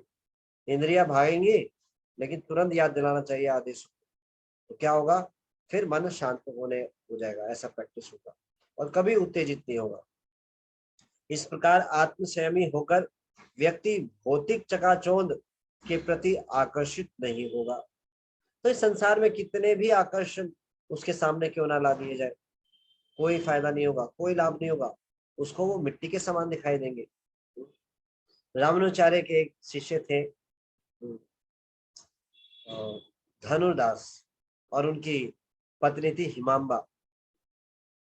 तो धनुर्दास अपनी पत्नी से इतने आसक्त थे, एक बार भगवान का, जो भगवान के उत्सव विग्रह है, साउथ इंडिया में ऐसा आपने प्राय देखा होगा कि भगवान के जो उत्सव विग्रह होते हैं, एक तो होते हैं बड़े विग्रह, एक छोटे विग्रह होते हैं जिनको बोलते हैं उत्सव विग्रह, जिनको बाहर प्रोसेशन के लिए ले गाया जाता है और उत्सवों में जो है उन्हीं का अभिषेक करना और सेवा करना इस प्रकार से होता है। तो प्रोसेशन के लिए भगवान को लेके जा रहे थे, तो जो धनुर्दास थे वो हिमांबा से इतने आसक्त थे, वो हिमांबा इतनी सुंदर थी, तो वो छाता लेकर के हिमांबा के आगे आगे चलते थे। कैसे चलते थे, उल्टा। हिमांबा चल रही है तो धनुर्दास उल्टे उसके मुख को निहारते हुए उल्टा चलते थे और छाता उसके ऊपर लगाकर चलते थे। तो भगवान का प्रोसेशन जा रहा होता है तो रामाचार्य देखते हैं और उनको दया आती है, देखिए जीव की कितनी दुर्दशा है, और वो धनुर्दास को बोलते हैं इतनी बड़ी मूर्खता कर रहे हो, भगवान साक्षात जा रहे हैं और तुम ऐसी मूर्खता कर रहे हो, ये सुंदरता तो कुछ भी नहीं है। मैं अगर तुम्हें इससे ज्यादा सुंदर वस्तु दिखाऊं तो पहले तो ये प्रश्न पूछते हैं ऐसा तुम क्यों करते हो। तो धनुर्दास ये बोलता है इस संसार में इससे सुंदर मुझे कुछ दिखाई नहीं देता। तो रामानुचार्य जी बोलते हैं अगर मैं इससे सुंदर वस्तु दिखा दूं तो क्या हम इसको त्याग दोगे, और धनुर्दास इस बात के लिए तैयार हो जाते हैं। तो फिर रामानुचार्य जी वरदराज के दर्शन करने के लिए उनको बुलाते हैं और भगवान का दर्शन कराते हैं। तुरंत ही दर्शन देख करके वो तुरंत ही वहां आत्मसमर्पण कर देते हैं रामानुचार्य और भगवान के शुद्ध भक्त बन जाते। वही धनुर्दास जो आसक्त थे वो अपनी पत्नी से निरासक्त हो जाते हैं और दोनों ही इतने महान वैष्णव बनते हैं। एक बार मंदिर में कुछ आर्थिक तंगी आई और शिक्षा की दृष्टि से रामानुचार्य ने अपने शिष्यों को कुछ आदेश दिया। उस समय क्या हुआ, कुछ सन्यासी कोपीन के लिए, कोपीन जो वस्त्र होता है उसके लिए लड़ रहे थे आपस में, ये मेरा है, ये मेरा है। तो उनको ये धनुर्दास और हिमांबा की ग्लोरीज को बताने के लिए वो उनको आदेश देते हैं कि जाओ हिमांबा और धनुर्दास के घर में जाओ, उसके आभूषणों को चोरी करके लाओ। तो जब गुरु आदेश देते हैं उसका पालन करना चाहिए। तो मतलब ऐसा मत सोचना गुरु चोरी का आदेश दे रहे हैं, उन्होंने सिखाने की दृष्टि से, और वो एम्पायर्ड आचार्य है और विशेष शिष्यों को सिखाने की दृष्टि से ऐसा उदाहरण वहाँ उनको ऐसा आदेश दे रहे हैं। तो शिष्य जो है, और ये भी आदेश दिया कि तब जाना जब वहां पे धनुर्दास ना हो। तो जब धनुर्दास घर पे नहीं होते तो हिमांबा सो रही होती है, तो सोते सोते जो शिष्य है सारे आभूषणों को चुरा कर ले आते हैं, चुरा कर लेकर आकर जो है छुप जाते हैं। गुरु ने आदेश दिया था कि चोरी करके छुप जाना और धनुर्दास का रिएक्शन को देखना, क्या रिएक्शन होता है। तो वो छुप जाते हैं, धनुर्दास वापस आते हैं, हिमांबा उनको वृत्तांत बताती है कि ऐसे ऐसे टेम्पल में जरूर कुछ आर्थिक तंगी है, जो गुरुदेव के शिष्य हैं वो भक्त लोग जो है चुराने आए थे आभूषण, तो मेरे आभूषण चुरा रहे थे, तो मेरे एक कान का तो चुरा लिया था, दूसरे कान की तरफ जो मैं जिस तरफ से करवट लेके सो रही थी तो उस तरफ का भी चुरा ले, इसलिए मैंने करवट ली। जब मैंने करवट ली तो वो डर के मारे वहां से भाग गए, कहीं पकड़े ना जाए। तो तुरंत ही धनुर्दास चुराने उनको उनको डांटने लगे, तुम इतनी बड़ी मूर्ख हो, वहां पे समस्या थी और तुम्हारे अंदर देने की इच्छा नहीं थी, तुम्हारी इच्छा थी कि तुम उसको अपने पास रख लो, उनको ना दो। इस भाव से उनको डांटने लगे। तो सारे शिष्य इस बात को सुन करके बड़े आश्चर्यचकित हुए और उन्होंने जाकर रामाचार्य को बताया। और इतने ही धनुर्दास बाकी जितने भी आभूषण थे उसको लेकर के हिमांबा के साथ में रामाचार्य के पास पहुंच जाते हैं। हे गुरुदेव, ये सारे आभूषण ले लीजिए, ये सब आपकी सेवा में समर्पित है। तो इस बात को सिखा रहे थे वो उनके माध्यम से। भक्त कितना संसार से निरासक्त हो जाता है, चाहे स्वर्ण हो पत्थर हो, वो उसके लिए एक ही समान है। तो भक्त जो है इस प्रकार से बिल्कुल भी किसी भी स्थिति में विचलित नहीं होता। तो कभी भी भौतिक संसार की चकाचौंध से आकर्षित नहीं होता। तो एक बार जो है रास्ते में जा रहे थे हिमांबा और उसके बाद धनुर्दास, तो रास्ते में देखा सोना एक जगह पड़ा हुआ था। तो तुरंत ही धनुर्दास ने उस सोने के ऊपर अपना पैर रख दिया, कहीं हिमांबा ना देख ले, कहीं उससे आकर्षित ना हो जाए और कहीं आकर्षण ना हो जाए उसके प्रति। तो हिमांबा देखते ही बोलती है कि एक मिट्टी के ऊपर आप पैर क्यों रख रहे हो। अब देखिए चेतना क्या है, सोने को मिट्टी के समान बोल रहे। तो भक्तों का, शुद्ध भक्तों का ये दृष्टिकोण है। भगवान में जीवन नहीं है, भगवान से संबंधित जीवन नहीं है, तो वो उसको बेकार ही मानते हैं। युगायितम निमेषेण चक्षुषा प्रवशायितम शून्यायितम जगत सर्वम गोविंद विरहेण। भगवान के बिना सब कुछ बेकार लगता है। इस संसार में कोई आकर्षण नहीं है। जब कोई भगवान को देख ले तो और कोई आकर्षण शेष नहीं रहता, इस संसार का आकर्षण खत्म हो जाता है। गोपियां बोलती हैं अक्ष्मणताम फलमिदम ना परम विदाम। गोपिया उचुहु अक्ष्मणताम फलमिदम ना परम विदाम सख्या पशून अनुविवेश यतो वयस्ये वक्त्रम विजेश श्रुतियोर अनुवेणुजुष्टम हेर्वा निपीतम अनुरक्त कटाक्ष मोक्षम। गोपिया इस बात को बोल रहे हैं कि जो भगवान वक्त्रम विजेश श्रुतियोर अनुवेणुजुष्टम, जो भगवान कृष्ण बलराम है वो जा रहे हैं, उनको जाते हुए देखना, वृंदावन में एंटर करते हुए और बांसुरी बजाते हुए जा रहे हैं। तो आंखों के द्वारा इस दर्शन को देखना, इससे बड़ा फल नहीं है आंखों के लिए।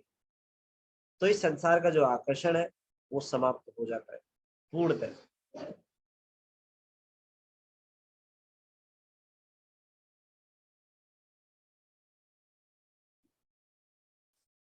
अभी का लिख दो रिमाइंडर, ठीक है।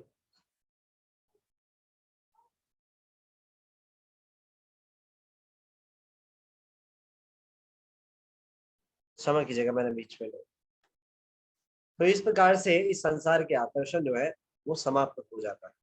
तो भक्तों को इस संसार की चकाचौंध आकर्षित नहीं लगती, तथा वे पत्थर और स्वर्ण को एक समान दिखेगा। भौतिक सभ्यता में केवल इंद्रियों को तृप्त करने हेतु इतने सात समान का उत्पादन होता है। ये वस्तुएं भौतिक प्रगति के नाम पर उत्पादित होती हैं। योग में स्थित रहने वाला इन सात सामानों को सड़क के कूड़े के समान दिखता है। इसके अतिरिक्त भगवत गीता 6 अध्याय के 9वें श्लोक में बताया गया है, सुहन मित्रायु उदासीना मध्यस्थ द्वेषमंदुषु साधुष्वपि च पापेषु संबुद्धिर्विशिष्यते।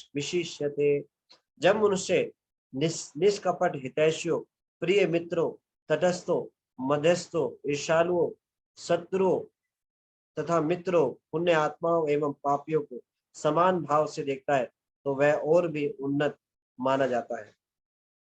मित्र विभिन्न प्रकार के होते हैं। सुहृद जो स्वभाव से शुभ आकांक्षी होता है और सदैव हमारा कल्याण चाहता है। मित्र एक साधारण मित्र होता है तथा उदासीन निष्पक्ष व्यक्ति को कहते हैं। इस भौतिक जगत में कोई मेरा शुभकांक्षी या मित्र हो सकता है, अथवा ना मित्र ना शत्रु बल्कि निष्पक्ष हो सकता है, अथवा ना मित्र और शुभाकांक्षी या मित्र हो सकता है।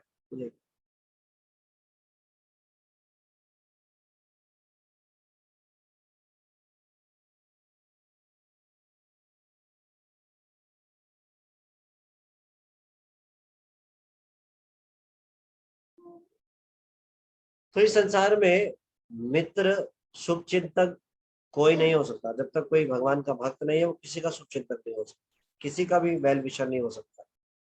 वो दूसरे का भोग ही करेगा किसी भी प्रकार से, जैसा मौका मिलेगा दूसरे का भोग करेगा।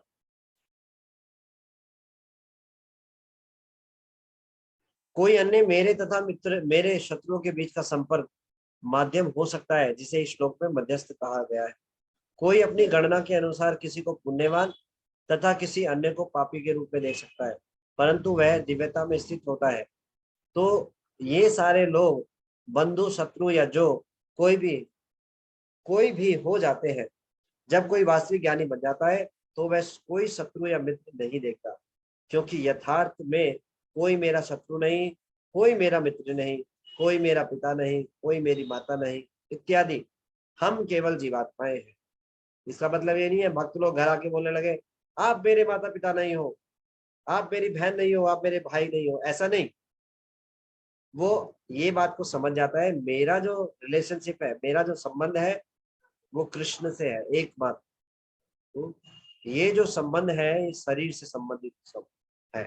तो ऐसा नहीं है वो इनको इग्नोर करता है, उनका सम्मान करता है सभी संबंधों का, लेकिन आसक्त नहीं रहता। इसका मतलब ये है।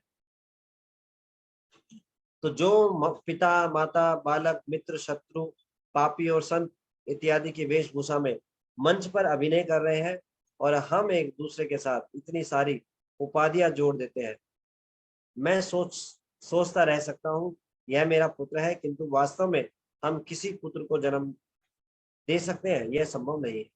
अधिक से अधिक हम एक शरीर को जन्म दे सकते हैं। जीवात्मा को उत्पन्न करना किसी मनुष्य की शक्ति के अंतर्गत नहीं है।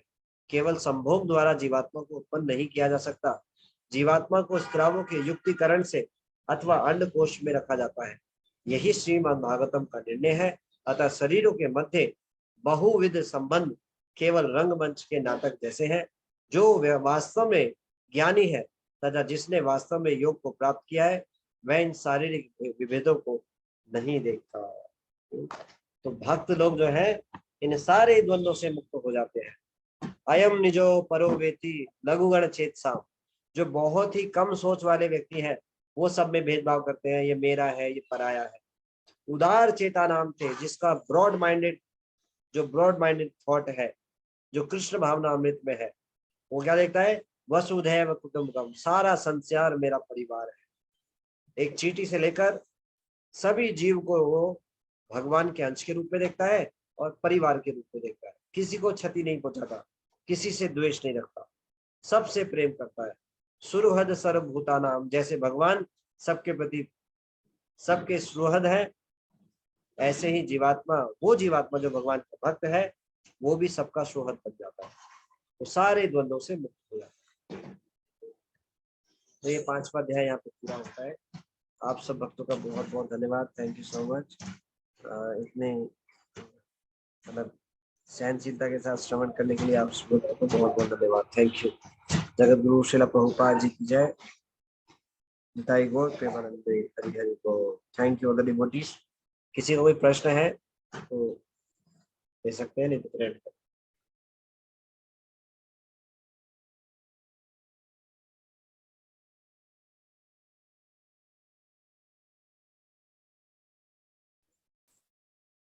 कोई प्रश्न है आज की चर्चा से, नहीं तो फिर हम ये विराम दें।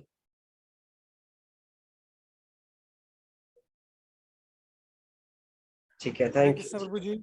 हरे कृष्णा प्रभु जी। यस प्रभु जी। प्रश्न तो नहीं है। फर्स्टली थैंक यू, आपने इतने अच्छे से ये कथा का श्रवण कराया। और दूसरा बहुत ज्यादा इंस्पिरेशन मिली इस बात से कि श्री प्रभुपाद कितना ज्यादा एफर्ट लिया, जैसा आपने बताया। अभी आप एक बता रहे थे कि एक माता जी बता रहे थे कि कहीं आप घूमने गए थे, तो कितना हम परेशान हो जाते हैं एक दिन की गर्मी में, 2 दिन की। और श्री प्रभुपाद ने कितने ज्यादा ये एफर्ट्स लिए और बहुत सारे एग्जांपल्स दिए भक्तों ने। यहाँ पर मेहुल प्रभु जी ने बहुत सारे एग्जांपल्स दिए द्वंद्व को लेकर। तो मैं समझ रहा था, अपने आप से कोरिलेट कर रहा था कि यहाँ तो द्वंद्व खत्म ही नहीं होते, जरा सी बात में द्वंद्व हो जाते हैं मन के अंदर। सो वो मुझे बहुत अच्छा लगा। थैंक यू प्रभु जी, thank you so much. Thank you so much. Muskaan माता जी। हरे कृष्णा प्रभु जी, दंडवत प्रणाम। कृष्णा माता जी प्रणाम। यस माता जी। प्रभु जी, मेरा क्वेश्चन मतलब ऐसे थोड़ा अजीब सा ही है प्रभु जी, लेकिन बस ऐसे मन में आया। प्रभु जी, अभी जैसे आपने बोला कि मतलब भक्त आसक्त नहीं होते, उनके लिए हर चीज, जैसे मिट्टी सोना भी मिट्टी के बराबर ही है। लेकिन जी प्रभु जी ऐसा होता है, हम ये सब श्रवण करते हैं, सब जानते हैं, पर फिर भी मतलब कुछ टाइम तक तो हमें ये याद रहता है, हम ऐसा सोच पाते हैं, लेकिन फिर प्रभु जी थोड़े टाइम में वापस ऐसे ही हो जाता है। जैसे कि हमारी कोई इच्छा आ जाती है मन में कि हमें इधर होना चाहिए, इधर होना चाहिए, और फिर प्रभु जी ऐसे लगता है कि हमें ये नहीं मिल रहा, और फिर हम दुखी हो जाते हैं कि हमें जो रिक्वायर्ड था वो मिला नहीं। तो प्रभु जी, ये वाली फीलिंग कब जाएगी? ये मतलब श्रवण इतना करके भी ये जाती नहीं है प्रभु जी, फिर आ जाती है। बहुत अच्छा प्रश्न है आपका माता जी, धन्यवाद इस प्रश्न के लिए। कृष्ण भावनामृत, ये बहुत असीम कृपा है श्री प्रभुपाद जी की, चैतन्य महाप्रभु की और स्वयं भगवान कृष्ण की। क्यों? जब हम शेल्टर में होते हैं, मान लो बारिश हो रही है, हम छाते में हैं, तो बारिश कितनी ही पड़ती रहे हमारे ऊपर नहीं डलेगी, है ना। बारिश की बूंदे टकरा करके बह जाएंगी उधर से। तो कृष्ण भावनामृत इतना सुरक्षित स्थान है, कैसी भी स्थिति हो भक्त लोग बचे हुए। क्यों? भक्त लोग ये सीख जाते हैं कि किस प्रकार से संसार में रहकर व्यवहार करना है। तो ऐसा नहीं भक्त लोग सोने को देखेंगे तो उसको मिट्टी समझेंगे, नहीं, ऐसा नहीं। कहने का मतलब क्या है, यहाँ पर सोने को देखेंगे, उसके प्रति लालायित नहीं होंगे। किसी और की संपत्ति है, लोग लालायित रहते हैं, कैसे मुझे मिल जाए, मेरे पास क्यों नहीं है, रोने लगते हैं। तो भक्त लोग उसको मिट्टी की दृष्टि से इस प्रकार से देखते हैं कि भगवान ने मुझे जो स्थिति दी है, जो भी दिया है, भगवान ने बहुत अच्छा दिया है, और ये स्थिति मेरे भक्ति के सहायक है। अगर उनकी नौकरी भी सहायक नहीं होती, धन उपार्जन ज्यादा हो रहा है, तो वो छोटी नौकरी पकड़ लेते हैं, ज्यादा समय नष्ट ना हो, भगवान की भक्ति में लगाए। तो वो इस बात को देख पा रहे हैं कि उनके लिए वो सोना मिट्टी के समान है। तो ऐसा नहीं है, अगर ऐसी नौकरी में है, बहुत अच्छे से धन मिल रहा है और भगवान की भक्ति भी अच्छे से कर पा रहे हैं, तो ऐसा नहीं उस नौकरी को त्याग करके एक छोटी नौकरी पकड़ लेंगे, ऐसा करने की आवश्यकता नहीं है। जो जिस स्थिति में है वो भगवान की भक्ति करे। तो जब हम गंभीरता से जब सारे कार्य को भगवान के लिए करने लगते हैं, तो हमारी डिजायर जो है स्वतः ही समाप्त हो जाती है। और कई बार अगर डिजायर कुछ आती भी है, तो इतना सुरक्षित स्थान है, वो इंद्र तृप्ति की इच्छा नहीं होती। क्यों? क्योंकि वो कोई भी उस इच्छा पे एक्शन नहीं लेता।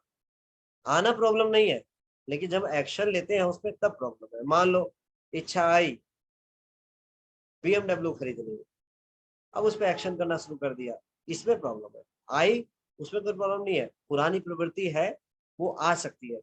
पहले 10 बार आ रही थी, अब 5 बार आ रही है, अब 2 बार आ रही है, फिर एक बार बिल्कुल ही खत्म हो जाएगी, है ना। तो इस प्रकार से अगर कोई इच्छा हो भी रही है तो उसको रूट कर देना चाहिए भगवान की तरफ। कुछ खाने की इच्छा हो रही है तो भगवान को भोग लगा के पाले, ये पूर्णतः स्पिरिचुअल डिजायर है। प्रसाद पाना 64 जो भक्ति की विधाएं हैं, जो कार्य हैं, उसमें से एक कार्य है ये, भगवान का प्रसाद पाना। ये पूर्णतः स्पिरिचुअल एक्टिविटी है। अब बताइए, भगवान ने सारे दोष खत्म कर दिए। तो अगर हमारी इच्छा भी है रसगुल्ला पाने की, तो इच्छा क्या है? भौतिक है। लेकिन कृष्ण का प्रसाद रूप में पाई तो वो आध्यात्मिक हो गई। खूब सारे रसगुल्ले पाओ, एक नहीं, 2 पाओ, 4 पाओ, 10 पाओ, नो प्रॉब्लम, है ना। तो इससे कोई प्रॉब्लम नहीं। ठीक है माता जी। जी प्रभु जी, थैंक यू प्रभु जी। हरे कृष्णा, पूर्णतः धन्यवाद। सुरक्षित है। थैंक यू माता जी। तरुणा माता जी। हरे कृष्णा प्रभु जी, दंडवत प्रणाम। हरे कृष्णा माता जी। यस माता प्रभु जी, बहुत ही अच्छे से आपने समझाया, लेक्चर बहुत अच्छे से लिया, थैंक यू सो मच। प्रभु जी, मेरा प्रश्न है कि जैसे आपने बोला कि गोल निश्चित कर लेना चाहिए, एक स्पेसिफिक गोल आप उनको पता होना चाहिए कि हमारा गोल क्या है। जैसे प्रभु जी अब इसमें इधर आए, कृष्ण भावनामृत हो गए हैं, तो ये समझ में आता है कि हाँ हमारा गोल क्या है, ये समझ में आया। पर प्रभु जी, जैसे इतनी सारी चीजें जैसे किस श्लोकों में जैसे बताई गई हैं कि ना एक भक्त को कैसा होना चाहिए, विनम्र होना चाहिए, और सब चीजों मतलब सब कुछ ही होना चाहिए प्रभु जी। तो जैसे प्रभु जी, सब एक इंसान के अंदर सब की गुस्सा भी नहीं आए और वो शांत भी हो जाए, और उसको फिर क्या बोलते हैं, जो भी कोई बोले तो भी मतलब सब कुछ ही करना है, सब कुछ सुनना ही है, समझना ही है, तो प्रभु जी जैसे अब इतने पुराने जन्मों के जो कर्म हैं और एकदम से जैसे प्रभु जी गुस्सा एकदम से आ जाता है, फिर बाद में सेकंड्स में समझ में आने लगे कि गुस्सा नहीं करना है। लेकिन प्रभु जी ये कहाँ तक ठीक है कि जैसे कि हर किसी का गुस्सा थोड़ा ना सह लेंगे प्रभु जी। जैसे जहां तक मैंने सुना है, जैसे प्रभु जी कुछ भी कथा होती है जैसे बोलते हैं कि भक्तों का कोई भक्त अच्छा सही भी है या गलत भी है, भक्त नाम लेके करते हैं प्रभु जी। लेकिन हम तो जैसे मटेरियल वर्ल्ड में रहते हैं, तो प्रभु जी उनको जैसे भक्तों के अवगुण को हमें कोई दोष नहीं निकालना चाहिए। भक्त कोई अगर कुछ बुरा बोल भी रहा है तो उसको छोड़ देना चाहिए। पर प्रभु जी हम तो संसार में जैसे मटेरियल वर्ल्ड में रह रहे हैं, जो हमारे आसपास लोग रहते हैं और जो हमें डिस्टर्ब करते हैं वो भक्त थोड़ा है। तो क्या उनकी चीजों को भी प्रभु जी हमें सहन करना चाहिए, समझना चाहिए, देखना चाहिए। अब जिन चीजों में हमारे को समझ में आ रहा है कि हमारे भक्ति लाइन में हमें हमसे उससे डाइवर्ट कर रहे हैं या हमें उनसे मिलके बिल्कुल खुशी नहीं हो रही, लेकिन हमको कहीं ना कहीं सोशल मतलब अपना एक वो रिस्पॉन्सिबिलिटी निभानी है तो उनसे मिलना है। तो प्रभु जी कैसे मतलब पहले तो ये भक्त और मटेरियल वर्ल्ड के लोग तो अलग ही होते हैं ना प्रभु जी। जो एग्जांपल मैं सुनती हूँ हमेशा भक्तों के नाम लेके की जाती है, वो मंदिर वाले लोगों के लिए ठीक है जो मंदिर में रहते हैं और उनके लिए, पर एक नॉर्मल उसके लिए कैसे ठीक है। और दूसरा हर चीज कैसे बर्दाश्त करें प्रभु जी, हर गुण में सर्वगुण संपन्न कैसे हो जाए, मतलब उसके लिए क्या करना चाहिए प्रभु जी। हरे कृष्णा प्रभु जी, धन्यवाद। बहुत अच्छा प्रश्न है आपका, बहुत बहुत धन्यवाद। तो मैं इसमें प्रभु जी के वचनों को रिपीट करूंगा जो प्रभु जी ने बताया था। इसमें प्रभु जी ने बहुत विस्तार से बताया। सबसे पहले तो हमें किस सिचुएशन में सहन करना है नहीं करना है ये हमें पता होना चाहिए। हाईएस्ट जो हमें कंसेप्शन ये क्लियर होना चाहिए कि हमें बनना कैसा है, सहनशील ही बनना है। तृणादपि सुनिचेन तरोरपि सहिष्णुना अमानी न मानदेन कीर्तनीय सदा। स्तर तो यही आना है कि हम सहनशील बने, भगवान इससे प्रसन्न होते हैं। क्योंकि सबसे पहली बात, जो भी कुछ हमें मिलता है वो हमारे ही कर्मों का फल हमें दिया जाता है, हमें हमारे ही कर्मों का फल ला के दिया जाता है, तो इसमें किसी और का दोष तो नहीं। दूसरा, हम हर सिचुएशन में आर्टिफिशियली एक्ट नहीं कर सकते। आर्टिफिशियली एक्ट करेंगे तो हम एक दिन ब्लास्ट हो जाएंगे, वो सहनशीलता नहीं होती। तो हमें प्रैक्टिकली ये देखना चाहिए कि हम किस स्तर पे हैं। हम अगर किसी व्यक्ति विशेष के द्वारा विचलित हो जाते हैं और हमारी भक्ति में बाधा आ जाती है, तो हमें ऐसी चीजों को सहन नहीं करना चाहिए। कोई जानबूझकर हमें ही पॉइंट करता है, कुछ हमारे बारे में खराब बोलता है, तो ऐसे व्यक्ति से उचित दूरी बना लेनी चाहिए। यदि वो फिर भी जबरदस्ती आकर ऐसा कुछ परेशान करने की कोशिश करता है तो उसको डायरेक्टली बोल देना भी चाहिए विनम्रता से कि कृपया आप ऐसा मत कीजिए, मेरे को इससे परेशानी होती है। अगर वो फिर भी ऐसा करता है तो उससे फिर बिल्कुल ही दूरी बना लेनी चाहिए, लेकिन हृदय में उसके प्रति द्वेष नहीं होना चाहिए। ये सोचना चाहिए ये भगवान का अंश है, लेकिन इसको अभी समझ नहीं आ रहा। भगवान के भक्तों की कृपा नहीं हुई, मेरे पे कृपा हुई है, इसलिए मुझे सब कुछ पता चल रहा है कि किस प्रकार से सभी को कैसे करना चाहिए, कैसे नहीं करना चाहिए। इनको भी इस बात का ज्ञान रहे। उचित दूरी इसलिए बना के रहना चाहिए कि अपने भजन में बाधा ना आए, और हृदय में द्वेष नहीं रखना चाहिए, करुणा रखनी चाहिए कि भगवान इन पे भी कृपा करो, इस प्रकार का भाव होना चाहिए। तो ऐसा नहीं है सबको सहन करना है। भक्त बेवकूफ नहीं होते, बुद्धिमान होते। कैसे हर व्यक्ति के साथ व्यवहार करना है इसको जानते हैं, और नहीं जानते तो भक्तों से सहायता लेते हैं, पूछते हैं। इसलिए ऐसा नहीं कोई भी आए, एक मंदिर के घंटे की तरह कोई भी आए हमें बजा के चला जाए टन, हम घंटों परेशान होते रहे, ऐसा नहीं है ना, ऐसा नहीं। तो ये हमें, अगर कोई व्यक्ति विशेष हमें ऐसे जानबूझकर परेशान कर रहा है तो ऐसे व्यक्तियों से उचित दूरी बनानी चाहिए, जिससे हमारी कॉन्शियसनेस खराब हो। लेकिन हमारे हृदय में ऐसी भी भावना नहीं होनी चाहिए उसको देखकर ही हमें घृणा होने लगे, तब तो प्रॉब्लम है। ऐसा नहीं होना चाहिए। अगर हमें देख करके उनके प्रति कोई घृणा नहीं हो रही, दया का भाव हो रहा है और उचित दूरी बना रहे हैं, उससे हमारा भी लाभ है, उसका भी लाभ है। भक्ति कर रहे हैं तो अगर वो ऐसा कुछ करेगा तो उसको भी अपराध लगेगा, उसकी और अधोगति हो जाएगी, है ना। तो इस प्रकार से हमें उसको भी, उससे उचित दूरी बना के रखनी चाहिए ऐसे व्यक्ति से। तो ऐसे व्यक्ति हर एक के जीवन में एक दो जरूर मिलेंगे, तो उनको पहचान लेना चाहिए। तो जब तक हम इस स्तर पे नहीं आए, हम पूर्णतः सहन करके कंपैशन का भाव रखें, तो हमें ऐसे व्यक्तियों से उचित दूरी बनाए रखनी चाहिए। शुद्ध भक्तों के लिए, उत्तम वैष्णव के लिए किसी से ईर्ष्या नहीं होती, सब में भगवान को देखते हैं, सबके साथ प्रेम पूर्वक आदान प्रदान करते हैं, क्योंकि वो उस स्तर पे है। जैसे मैं एक एग्जांपल दूंगा, हिज होलीनेस राधानाथ स्वामी महाराज। देखिए शुद्ध भक्त किस स्तर पे होते हैं, वो हर समय भगवान के प्रेम में रहते हैं, इसलिए उन्हें किसी भी सिचुएशन में प्रभाव नहीं पड़ता। राधानाथ स्वामी महाराज भक्ति वेदांता हॉस्पिटल में गए, जो कि इस्कॉन का बहुत बड़ा हॉस्पिटल है बॉम्बे में, तो उसमें कुछ टेस्ट कराने के लिए गए, तो उनको वॉशरूम जाना था। तो जब उन्हें वॉशरूम जाना था तो वो वहीं पे ग्राउंड वाले फ्लोर पे ही वॉशरूम में जाने लगा। तो सारे भक्त घबरा गए, नहीं नहीं महाराज इसमें नहीं जाना। क्यों? क्योंकि वो टॉयलेट साफ नहीं था, गंदा था, बहुत ही गंदा था। और महाराज को ऐसे टॉयलेट में भेज दें, तो भक्तों का भी ऐसा सही भाव था कि महाराज को इसमें नहीं भेजने दे सकते, बहुत गंदा है, महाराज ऊपर वाले में जाएंगे, वहां पे आपके लिए वहां पे व्यवस्था है, उसमें चलिए। तो महाराज ने कहा तो मैं इस टॉयलेट को साफ करूंगा, मैं तो भगवान का सेवक हूँ। तो तुरंत ही महाराज उस टॉयलेट को साफ करने लगे। गए किस लिए थे? हाँ, टेस्ट कराने के लिए, लेकिन उस टॉयलेट को साफ कर रहे हैं उसी समय। तो कितना टॉलरेट है, तो नहीं तो क्या होता, इतने बड़ा पद श्रील प्रभुपाद जी के शिष्य और हजारों हजारों जिनके शिष्य हो, वो सबके सामने इतने बड़े हॉस्पिटल में उसी स्थान में जाके टॉयलेट साफ कर रहे हैं। कितना प्रेम, कितनी करुणा उनके हृदय में। वहां जाकर वो ऐसे चिल्लाकर भी बोल सकते थे, तुम्हें दिखाई नहीं देता, तुम ऐसे रखते हो, तुम्हें साफ सुथरा रखना चाहिए, ये है बला बला बला बला। नहीं, इतना प्रेम हृदय में है, इतनी करुणा है, सब जीवात्माओं पे करुणा ही बांटते हैं।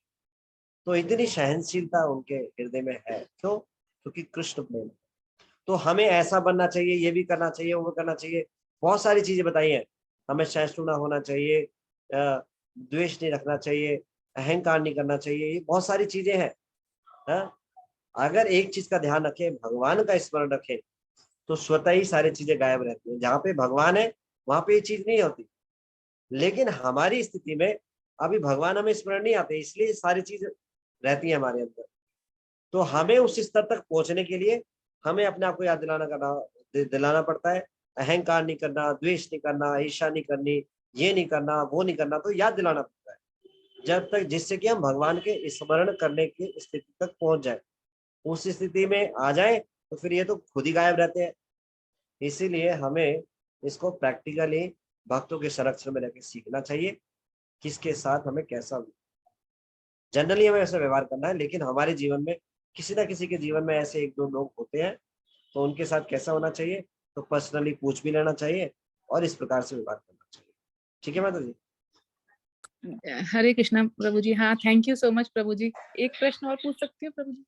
ठीक है माता जी। यस माता जी। पक्का प्रभु जी? लेट हो रहे हैं, एक मिनट रुकिए।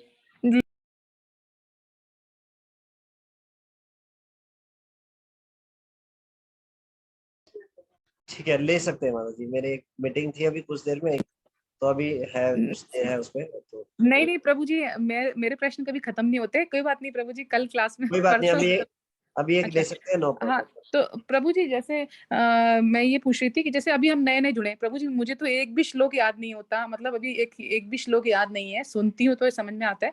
तो जैसे अब नए नए भक्तों के लिए हम जुड़े हैं और बोलते हैं कि हमको, जैसे हमको बाहर भी, हमको सब कुछ कृष्णमयी देखना है, सबको बताना है, सबको करना है, मतलब क्लासेस नहीं लेनी किसी और की। लेकिन जैसे प्रभु जी, अब मैं कहीं बाहर जाती हूँ या मेरी कोई गैदरिंग होती है, तो ऑटोमेटिकली प्रभु जी ये मैं कोशिश नहीं मतलब दिखाना नहीं चाहती, लेकिन ये ऑटोमेटिकली दिखता है। जैसे मैंने कंठी पहनी है प्रभु जी, वो दिखती है सबको, क्योंकि पहले मुझे बहुत ज्वेलरी का शौक था, तो प्रभु जी ऐसे मतलब लेकिन लोगों को दिखता है, अरे ये तो बिल्कुल संत एकदम बदल गई कहते हैं इसको।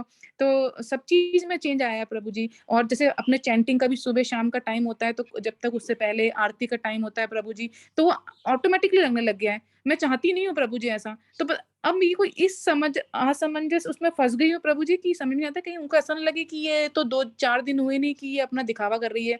और अगर मैं कुछ बोलती हूँ तो ऐसा था, अभी तो मैं कोई शुद्ध इतनी कोई भक्त मतलब वो तो नहीं हुई ना, क्योंकि भक्त भी कितने कैटेगरी के हैं प्रभु जी, तो हम तो कितने निम्न उसमें आते हैं। तो मेरी क्या औकात है उनको ये बताने की कि मैं बोलूं तो ऐसा नहीं हो कि कहीं उनको ये आप भक्त हैं और इनको मैं इनके सामने ज्ञान दे रही हूँ, क्या पता कौन कितना सुनना चाहता है नहीं सुनना चाहता।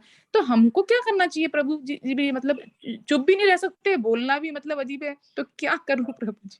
आपका आपका भाव बहुत अच्छा है माता जी, बहुत विनम्रता से भक्ति कर रहे हैं आप देखेंगे संसार में एक खराब से खराब भी चीज हो तो एक एक्सपर्ट सेल्समैन किसी को भी बेच डालता है, जाता है हरी खराब से बोल। खराब चीज बेच डालता है ना।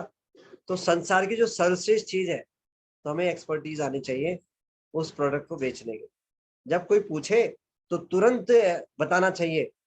मैं मूवी में गई, कितने साल उसमें व्यतीत किए, डांस में गई, कहाँ क्या क्या नहीं किया। मैं भक्तों के बीच में जब से आई हूँ मुझे ऐसा स्वाद लगा है वो छूटता नहीं है, बहुत ही अद्भुत है। अब मैं उसको वचनों में एक्सप्लेन नहीं कर सकती, तो मेरे को अच्छा लग रहा है इसलिए मैं कर रही हूँ। ज्यादा फिलॉसफी बताने की जरूरत नहीं है, ये बोलना चाहिए कि मैंने इतना सारा अनुभव किया। और ऐसा बहुत चीजें एक्स्ट्रा भी बता सकते हैं, अरे मैंने ये किया वो किया, वहां गए, बट वो रियलाइजेशन नहीं आया।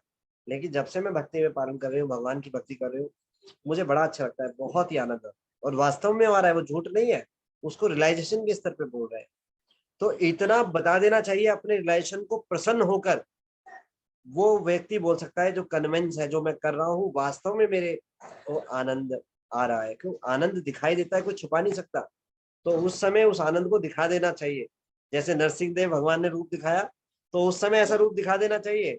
विनम्रता पूर्वक भक्त लोग अपने आप को छुपा कर रखते हैं, ज्यादा नहीं बताते, लेकिन उसको बता देना चाहिए। जब से भगवान का नाम लिया है पता नहीं कोई टेंशन ही नहीं रखती, कोई बड़ी बड़ी समस्या हो जाती है उससे भी प्रभाव नहीं पड़ता। अच्छा ऐसा होता है, अरे बहना मुझे भी बता, अरे भाई मुझे भी बता। तो लोगों की जिज्ञासा होती है, ऐसा कैसा ऐसा हो सकता है। हाँ देखो चलो चैलेंज है, आप महीने भरे डेली 1 माला करके देखो, 2 माला करके देखो। तो भगवान का नाम के जब पकड़ेंगे भगवान का नाम गर्दन पकड़ लेंगे, फिर वो कहीं नहीं जा सकता, फिर वो उनके शरण में आना ही पड़ेगा। क्यों? भगवान जैसे ही कोई उनके शरण में आता है तुरंत स्वाद चखाते हैं और गायब हो जाते हैं। स्वाद जरूर चखाते हैं, फिर गायब क्यों होते हैं? क्योंकि अब उनको प्राप्त करने के लिए प्रयास करने पड़ेंगे, एफर्ट्स करने पड़ेंगे, भक्तों का संग करना पड़ेगा। तो हमें एक प्रकार से एक्सपर्ट सेल्समैन की तरह उसको बेच डालना चाहिए। जब एक खराब चीज को सेल्समैन बेच सकता है तो हम बेस्ट चीज को क्यों नहीं बेच सकते। तो हमें छुपाना नहीं चाहिए, प्रेम पूर्वक बताना चाहिए, विनम्रता पूर्वक बताना चाहिए, है ना।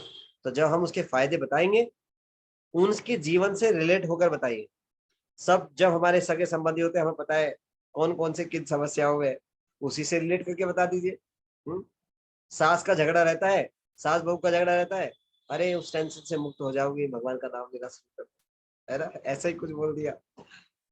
तो उनके जीवन से उसको रिलेट करके बताएंगे तो तुरंत पकड़ेंगे कि मेरे को फायदा हुआ और आपको भी फायदा होगा, इस प्रकार से। ठीक है माता जी? जी, प्रभु जी इसके लिए मैं अपना एक्सपीरियंस आपको एक एग्जांपल बताऊँगी जल्दी से। प्रभु जी क्या हुआ एक दिन मेरे हस्बैंड के सामने हमारी हस्बैंड वाइफ दोनों दोस्त हैं। तो वो मेरे हस्बैंड को ऐसे बोले कि अरे तुम सत्संग में लग गई हो तरुणा लेकिन ऐसा होता है, वैसा होता है, कुछ-कुछ ज्ञान दे रहे थे नेगेटिव। और फिर वो बोले कि क्या बोलते हैं क्या होता है जो सत्संग में जुड़ जाता है उसका तो उद्धार हो जाता है लेकिन उसकी फैमिली ऐसी रह जाती है। तो मैंने उनको बोला कि मैंने ज़्यादा नहीं समझाया लेकिन मुझे उस दिन खराब लग रहा था पर फिर भी मैंने उनको बोला कि ऐसे भगवान में जुड़ना का मतलब ये नहीं होता कि आप संन्यास ले रहे हो या घर छोड़-छाड़ के भाग जाएँगे हम। मैंने कहा ये कुछ अलग है पर मैं आपको समझा नहीं सकती क्योंकि मैं उस लायक नहीं हुई अभी। ऐसा कह के मैंने छोड़ दी प्रभु जी एक दिन बाद। लेकिन फिर क्या हुआ एक दिन प्रभु जी उनके घर में उन हस्बैंड वाइफ का दोनों का झगड़ा हुआ। तो ना उसके बच्चे ने मुझे मेरे बेटे को मैसेज किया। मैं दौड़ के गई प्रभु जी काफ़ी क्लोज़ फ्रेंड है। प्रभु जी जितना भगवत गीता का ज्ञान आप लोगों से सुना था सब बोला। सारा ज्ञान उनको जितने शब्द आते थे पॉजिटिव वो उनके हस्बैंड को भी समझाया, उनको भी समझाया, दोनों का पैचअप करवाया प्रभु जी। तो ना अल्टीमेटली प्रभु जी जो मुझे उस दिन वो जो मुझे पिन पॉइंट कर रहे थे उनके हस्बैंड वो बोले कि नहीं देखो ये तरुणा कुछ अच्छा कर रही है, इसका ना विचार बिल्कुल चेंज हो गए, कितनी समझदार हो गई है। देखो कितनी समझदारी की बातें करने लग गई है, इसका जो कर रही है तुम भी फॉलो करो। प्रभु जी मेरे इतनी खुशी हुई उस दिन मैं कहा भगवान क्या जवाब दिया आपने खुद से जवाब दिया है इनको। हरि बोल। बहुत बढ़िया। हरे कृष्णा तो प्रभु आप जी ये दंडवत प्रणाम। एक्सपर्ट सेल्समैन बन रहे हो। ये श्रील प्रभुपाद जी की नेटवर्क मार्केटिंग है, जो उनके कनेक्शन में आता है वो दूसरों को बांटता है। हाँ? ये श्रील प्रभुपाद जी की बड़ी असीम कृपा है। लोग ऐसे ही कनेक्ट होते जाते हैं, उनका जीवन परिवर्तित होता जाता है। तो हमें यही करना है, सीखना है और दूसरों को बताना है। क्या बताना है? अपना अनुभव ही तो बताना है, झूठ नहीं बोलना है, उसको एज इट इज बताना है। जब बताएंगे और हमारे जीवन में साक्षात देखेंगे, अरे भैया पहले टेंशन में देखता था अब खुश रहते हैं या रहती है, बच्चे भी घर में ये चेंज हो गया वो चेंज हो गया। अरे भैया जो बोल रही है वो सच में बोल रही है, जो बोल रहा है सच में बोल रहा है, अब तो हमें भी कर लेना चाहिए। बहुत चीज हमने प्रयास कर लिए, ये कर लिया वो कर लिया, 100% हमें भी यही करना चाहिए। तो माता जी प्रभु जी प्लीज बताइए हमें क्या करना है। तो सबसे पहले एड्रेस दे दें, चलो जी जूम पे आ जाइए, नियर इस्कॉन टेम्पल में आ जाइए, ये कर लीजिए वो कर लीजिए, धीरे धीरे धीरे धीरे फिर वो भी आएंगे, फिर आपकी तरह वो दूसरों को बताएंगे। तो यही कार्य है श्रील प्रभुपाद जी की कृपा से ये इस प्रकार से। थैंक यू माता जी, बहुत बहुत धन्यवाद। आप अपना रियलाइजेशन शेयर करें। Thank you. ठीक है, आप भक्तों का बहुत बहुत धन्यवाद। तो हम यहीं पे विराम देंगे। आप सब भक्तों का बहुत बहुत धन्यवाद। प्रभु जी मेरे को क्षमा कीजिएगा, 10 मिनट और एक्स्ट्रा ले लिया मैंने आज। Thank you, Hare Krishna. समय की सीमा का उल्लंघन, ये क्षमा करना। Thank you so much, Hare Krishna. Thank you all the devotees. तो आप सभी रेडी हो जाइए नरसिंह कवच के लिए। मेहुल प्रभु जी अब इसको चलाने वाले हैं, और I am very very thankful for Mehul Prabhu ji. Mehul Prabhu ji बहुत ही इंस्पिरेशनल डिवोटी है, हर सेवा को बहुत ही गंभीरता से करते हैं प्रभु जी, और बहुत ही सिंसियरिटी के साथ प्रभु जी लेक्चर सुनते हैं। उनके नोट्स से मेरे को पर्सनली लाभ होता है। जो जेबीटी में प्रभु जी बताते हैं उसको एक बार पढ़ लेते हैं, उस समय इतना दिमाग में नहीं आता, जब दोबारा पढ़ लेते हैं तो प्रभु जी के नोट्स को पढ़ करके खुशी माता जी भेजते हैं, खुशी सिंगी माता जी, खुशी गुप्ता माता जी, और मेहुल प्रभु जी, और शायद प्रियंका माता जी भी भेजते हैं। तो ऐसे इतने सुंदर नोट्स बनाते हैं, उसको पढ़ने से पूरा लेक्चर रिवाइज हो जाता है। तो इसके लिए बहुत ही हृदय से कृतज्ञता है, और हम हमारे लिए बहुत सारी सेवाओं में प्रभु जी पार्टिसिपेट करते हैं। आपका बहुत बहुत धन्यवाद। Thank you so much. और माता जी एक चीज मैं और बोलना चाह रहा हूँ। तरुणा माता जी श्लोका रेसिटेशन के लिए बोल रहे थे, तो अगर आपके पास समय हो तो हम लोग जो है श्लोका रेसिटेशन करते हैं। जो मंगलाचरण है वो 6:15 से लेकर 7 बजे तक चलता है, 6:45 तक चलता है, 6:45 तक, आधा घंटे कुलदीप पराशर प्रभु जी कराते हैं। जो मंगलाचरण प्रतिदिन की जितनी भी प्रार्थनाएं हैं अभी वो काफी करा चुके हैं, आगे वाली पकड़ लीजिए, जो पुराने वाली जो दोबारा स्टार्ट होगी वो वहां पे हो जाएगी। तो हम इसको प्रतिदिन कर सकते हैं। उसके अलावा शास्त्रों से अन्य अन्य अन्य जो श्लोक है वो हम करते हैं। वो हम लोग 5:15 से कुछ करते थे क्लास, अभी जो है वो अभी नहीं कर रहे हैं। अभी हमारे मेहुल प्रभु जी बहुत ही मधुर जो है श्रीमद् भागवतम से वेणुगीत गीत को याद करा रहे हैं, भागवतम से वो सभी भक्त उसको याद कर रहे हैं। तो उसमें पार्टिसिपेट करना चाहते हैं तो उसमें पार्टिसिपेट कर सकते हैं। उसके टाइमिंग है शायद 1 से 2 बजे अभी जो आप करा रहे हैं वेणुगीत। तो जब ये कंप्लीट हो जाएगा तो फिर हम अन्य शास्त्रों से श्लोक करेंगे 5 बजे के आसपास टाइम है। तो प्रभु जी की कृपा से ये सारे प्रोग्राम चल रहे हैं, इसमें पूरा पार्टिसिपेट करके आप बहुत लाभ उठा सकते हैं। बहुत ही सुंदर वेणुगीत है जो प्रभु जी याद करा रहे हैं, तो आप सुनेंगे तो और याद करेंगे तो बड़ा मधुर लगेगा। तो अगर प्रभु जी अगर थोड़ा सा समय एक्स्ट्रा लेंगे, प्रभु जी आप सुना सकते हैं जितने भी श्लोक याद है, 8, 10, 2, 15 जो भी है। कुछ सुना सकता हूँ। तो आप कुछ सुना दीजिए। देखिए आप सुनेगा, बहुत ही मधुर है, बहुत ही अमेजिंग है। इसके द्वारा भगवान को याद करना बड़ा सरल होता है। तो मैं मेरे को जो मधुरतम की स्टार्टिंग के 5-6 श्लोक है, ज्यादा ठीक है मुझे आप 5-6 सुनाइए। आप सुनिएगा तो आपको बड़ी प्रेरणा मिलेगी श्लोका रेसिटेशन में आने की। तो प्रभु जी आप सुनाइएगा। प्रभु जी एक सेकंड, प्रभु जी तो 1 बजे मतलब आफ्टरनून में 1 to 2? यस, दोपहर में, दोपहर इसी जूम पे प्रभु जी, यही वाले इसी आईडी। ठीक है प्रभु जी, कल से मैं ज्वाइन करती हूँ। तो एक बार प्रभु जी सुनाएंगे। प्रभु जी आप जितने भी श्लोक सुना सकते हैं आप सुनाइए। Thank you. हरे कृष्ण। हरे कृष्ण।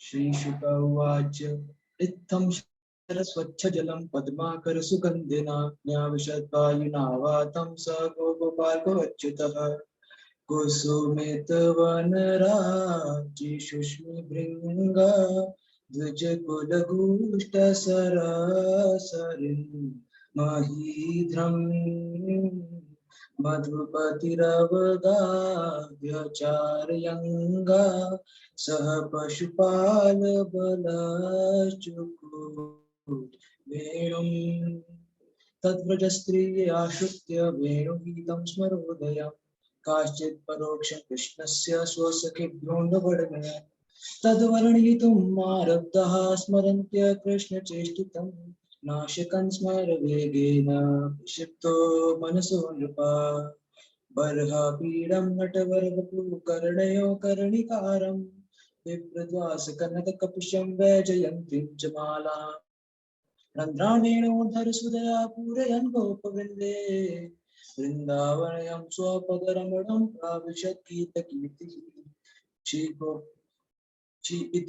इति वेणुरवं राजन् सर्वभूतमनोहरम् श्रुत्वा वरस्ते सर्वा वर्णयन्त्यो बिरे बिरे श्रीगोप्यौचि अक्षणवतां फलमिदं नापरं विदामः सख्ये पशुनन् विवेशयतोदयस्यै वक्त्रं व्रजेशसुतयोरनवेणुजुष्टं यर्वानिपीतमनुरक्तकटाक्षमोक्षम् चूप्रवालबरहस्तपकोत्पलाब्ज मालानुपृक्तपरिधानविचित्रवेषो मध्ये विरेजतुरलं पशुपालगोष्ठ्या रङ्गे यथा नटपरो पक्षगायमानो। हरि बोल। गोपया किमाजयं कुशलं सवेणु दामोदरासुदमपि गोपिकानां भुङ्क्ते स्वयं यदवसिष्ठरसमृद्धिन्यो दृश्यत्पचोक्सिमुचुस्तरवो यथार्य वृंदावनं तनोति कीर्तिं यद्देवकी सुतपदाम्बुजलब्धलक्ष्मी गोविन्दमेणुन्मत्तमयूरनित्यं प्रेष्यादिशानवरतानि समस्तसत्तम्। हरि बोल। थैंक यू प्रभु जी, amazing, it was so melodious, thank you. देखिए आप इसमें आगे पार्टिसिपेट कर सकते हैं, बहुत ही अमेजिंग प्रभु जी करा रहे हैं। ये श्रीमद् भागवतम के चैप्टर्स हैं जो प्रभु जी ने डिसाइड किया। ये 10वें स्कंद का 21वां चैप्टर है, वेणुगीत, गोपियों द्वारा भगवान के वेणुगीत की सराहना। बहुत ही अमेजिंग चैप्टर है और देखिए कितना मधुर लग रहा था। आपको भी ये ऐसे याद हो जाएगा अगर आप इसको करेंगे, तो आप इसमें पार्टिसिपेट कर सकते हैं। जो भी भक्त इच्छुक है तो इसमें आकर के लाभ उठा सकते हैं।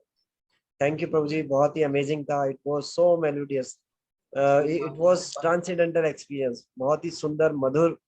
और जब इसका मीनिंग समझ लेंगे तो फिर डायरेक्टली ऐसा लगेगा भगवान की जो लीलाएं हैं वो डायरेक्टली श्रवण कर पा रहे हैं, सुन पा रहे हैं, समझ पा रहे हैं। बहुत अमेजिंग है, आप इसका पूरा लाभ उठाइए। Thank you so much. Hare Krishna. Thank you all the devotees. Hari Hari. Thank you. मुझे को होस्ट बना देंगे मैं? यस प्रभु, यस।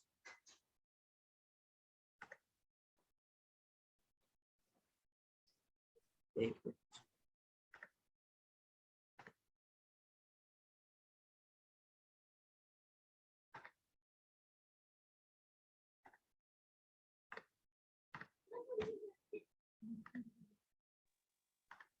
धन्यवाद। Thank you. Hare Krishna. Recording stop करनी होगी प्रभु जी, ये यहाँ से कहाँ से बंद होगी? मैं कर रहा हूँ। जी, थैंक यू सर।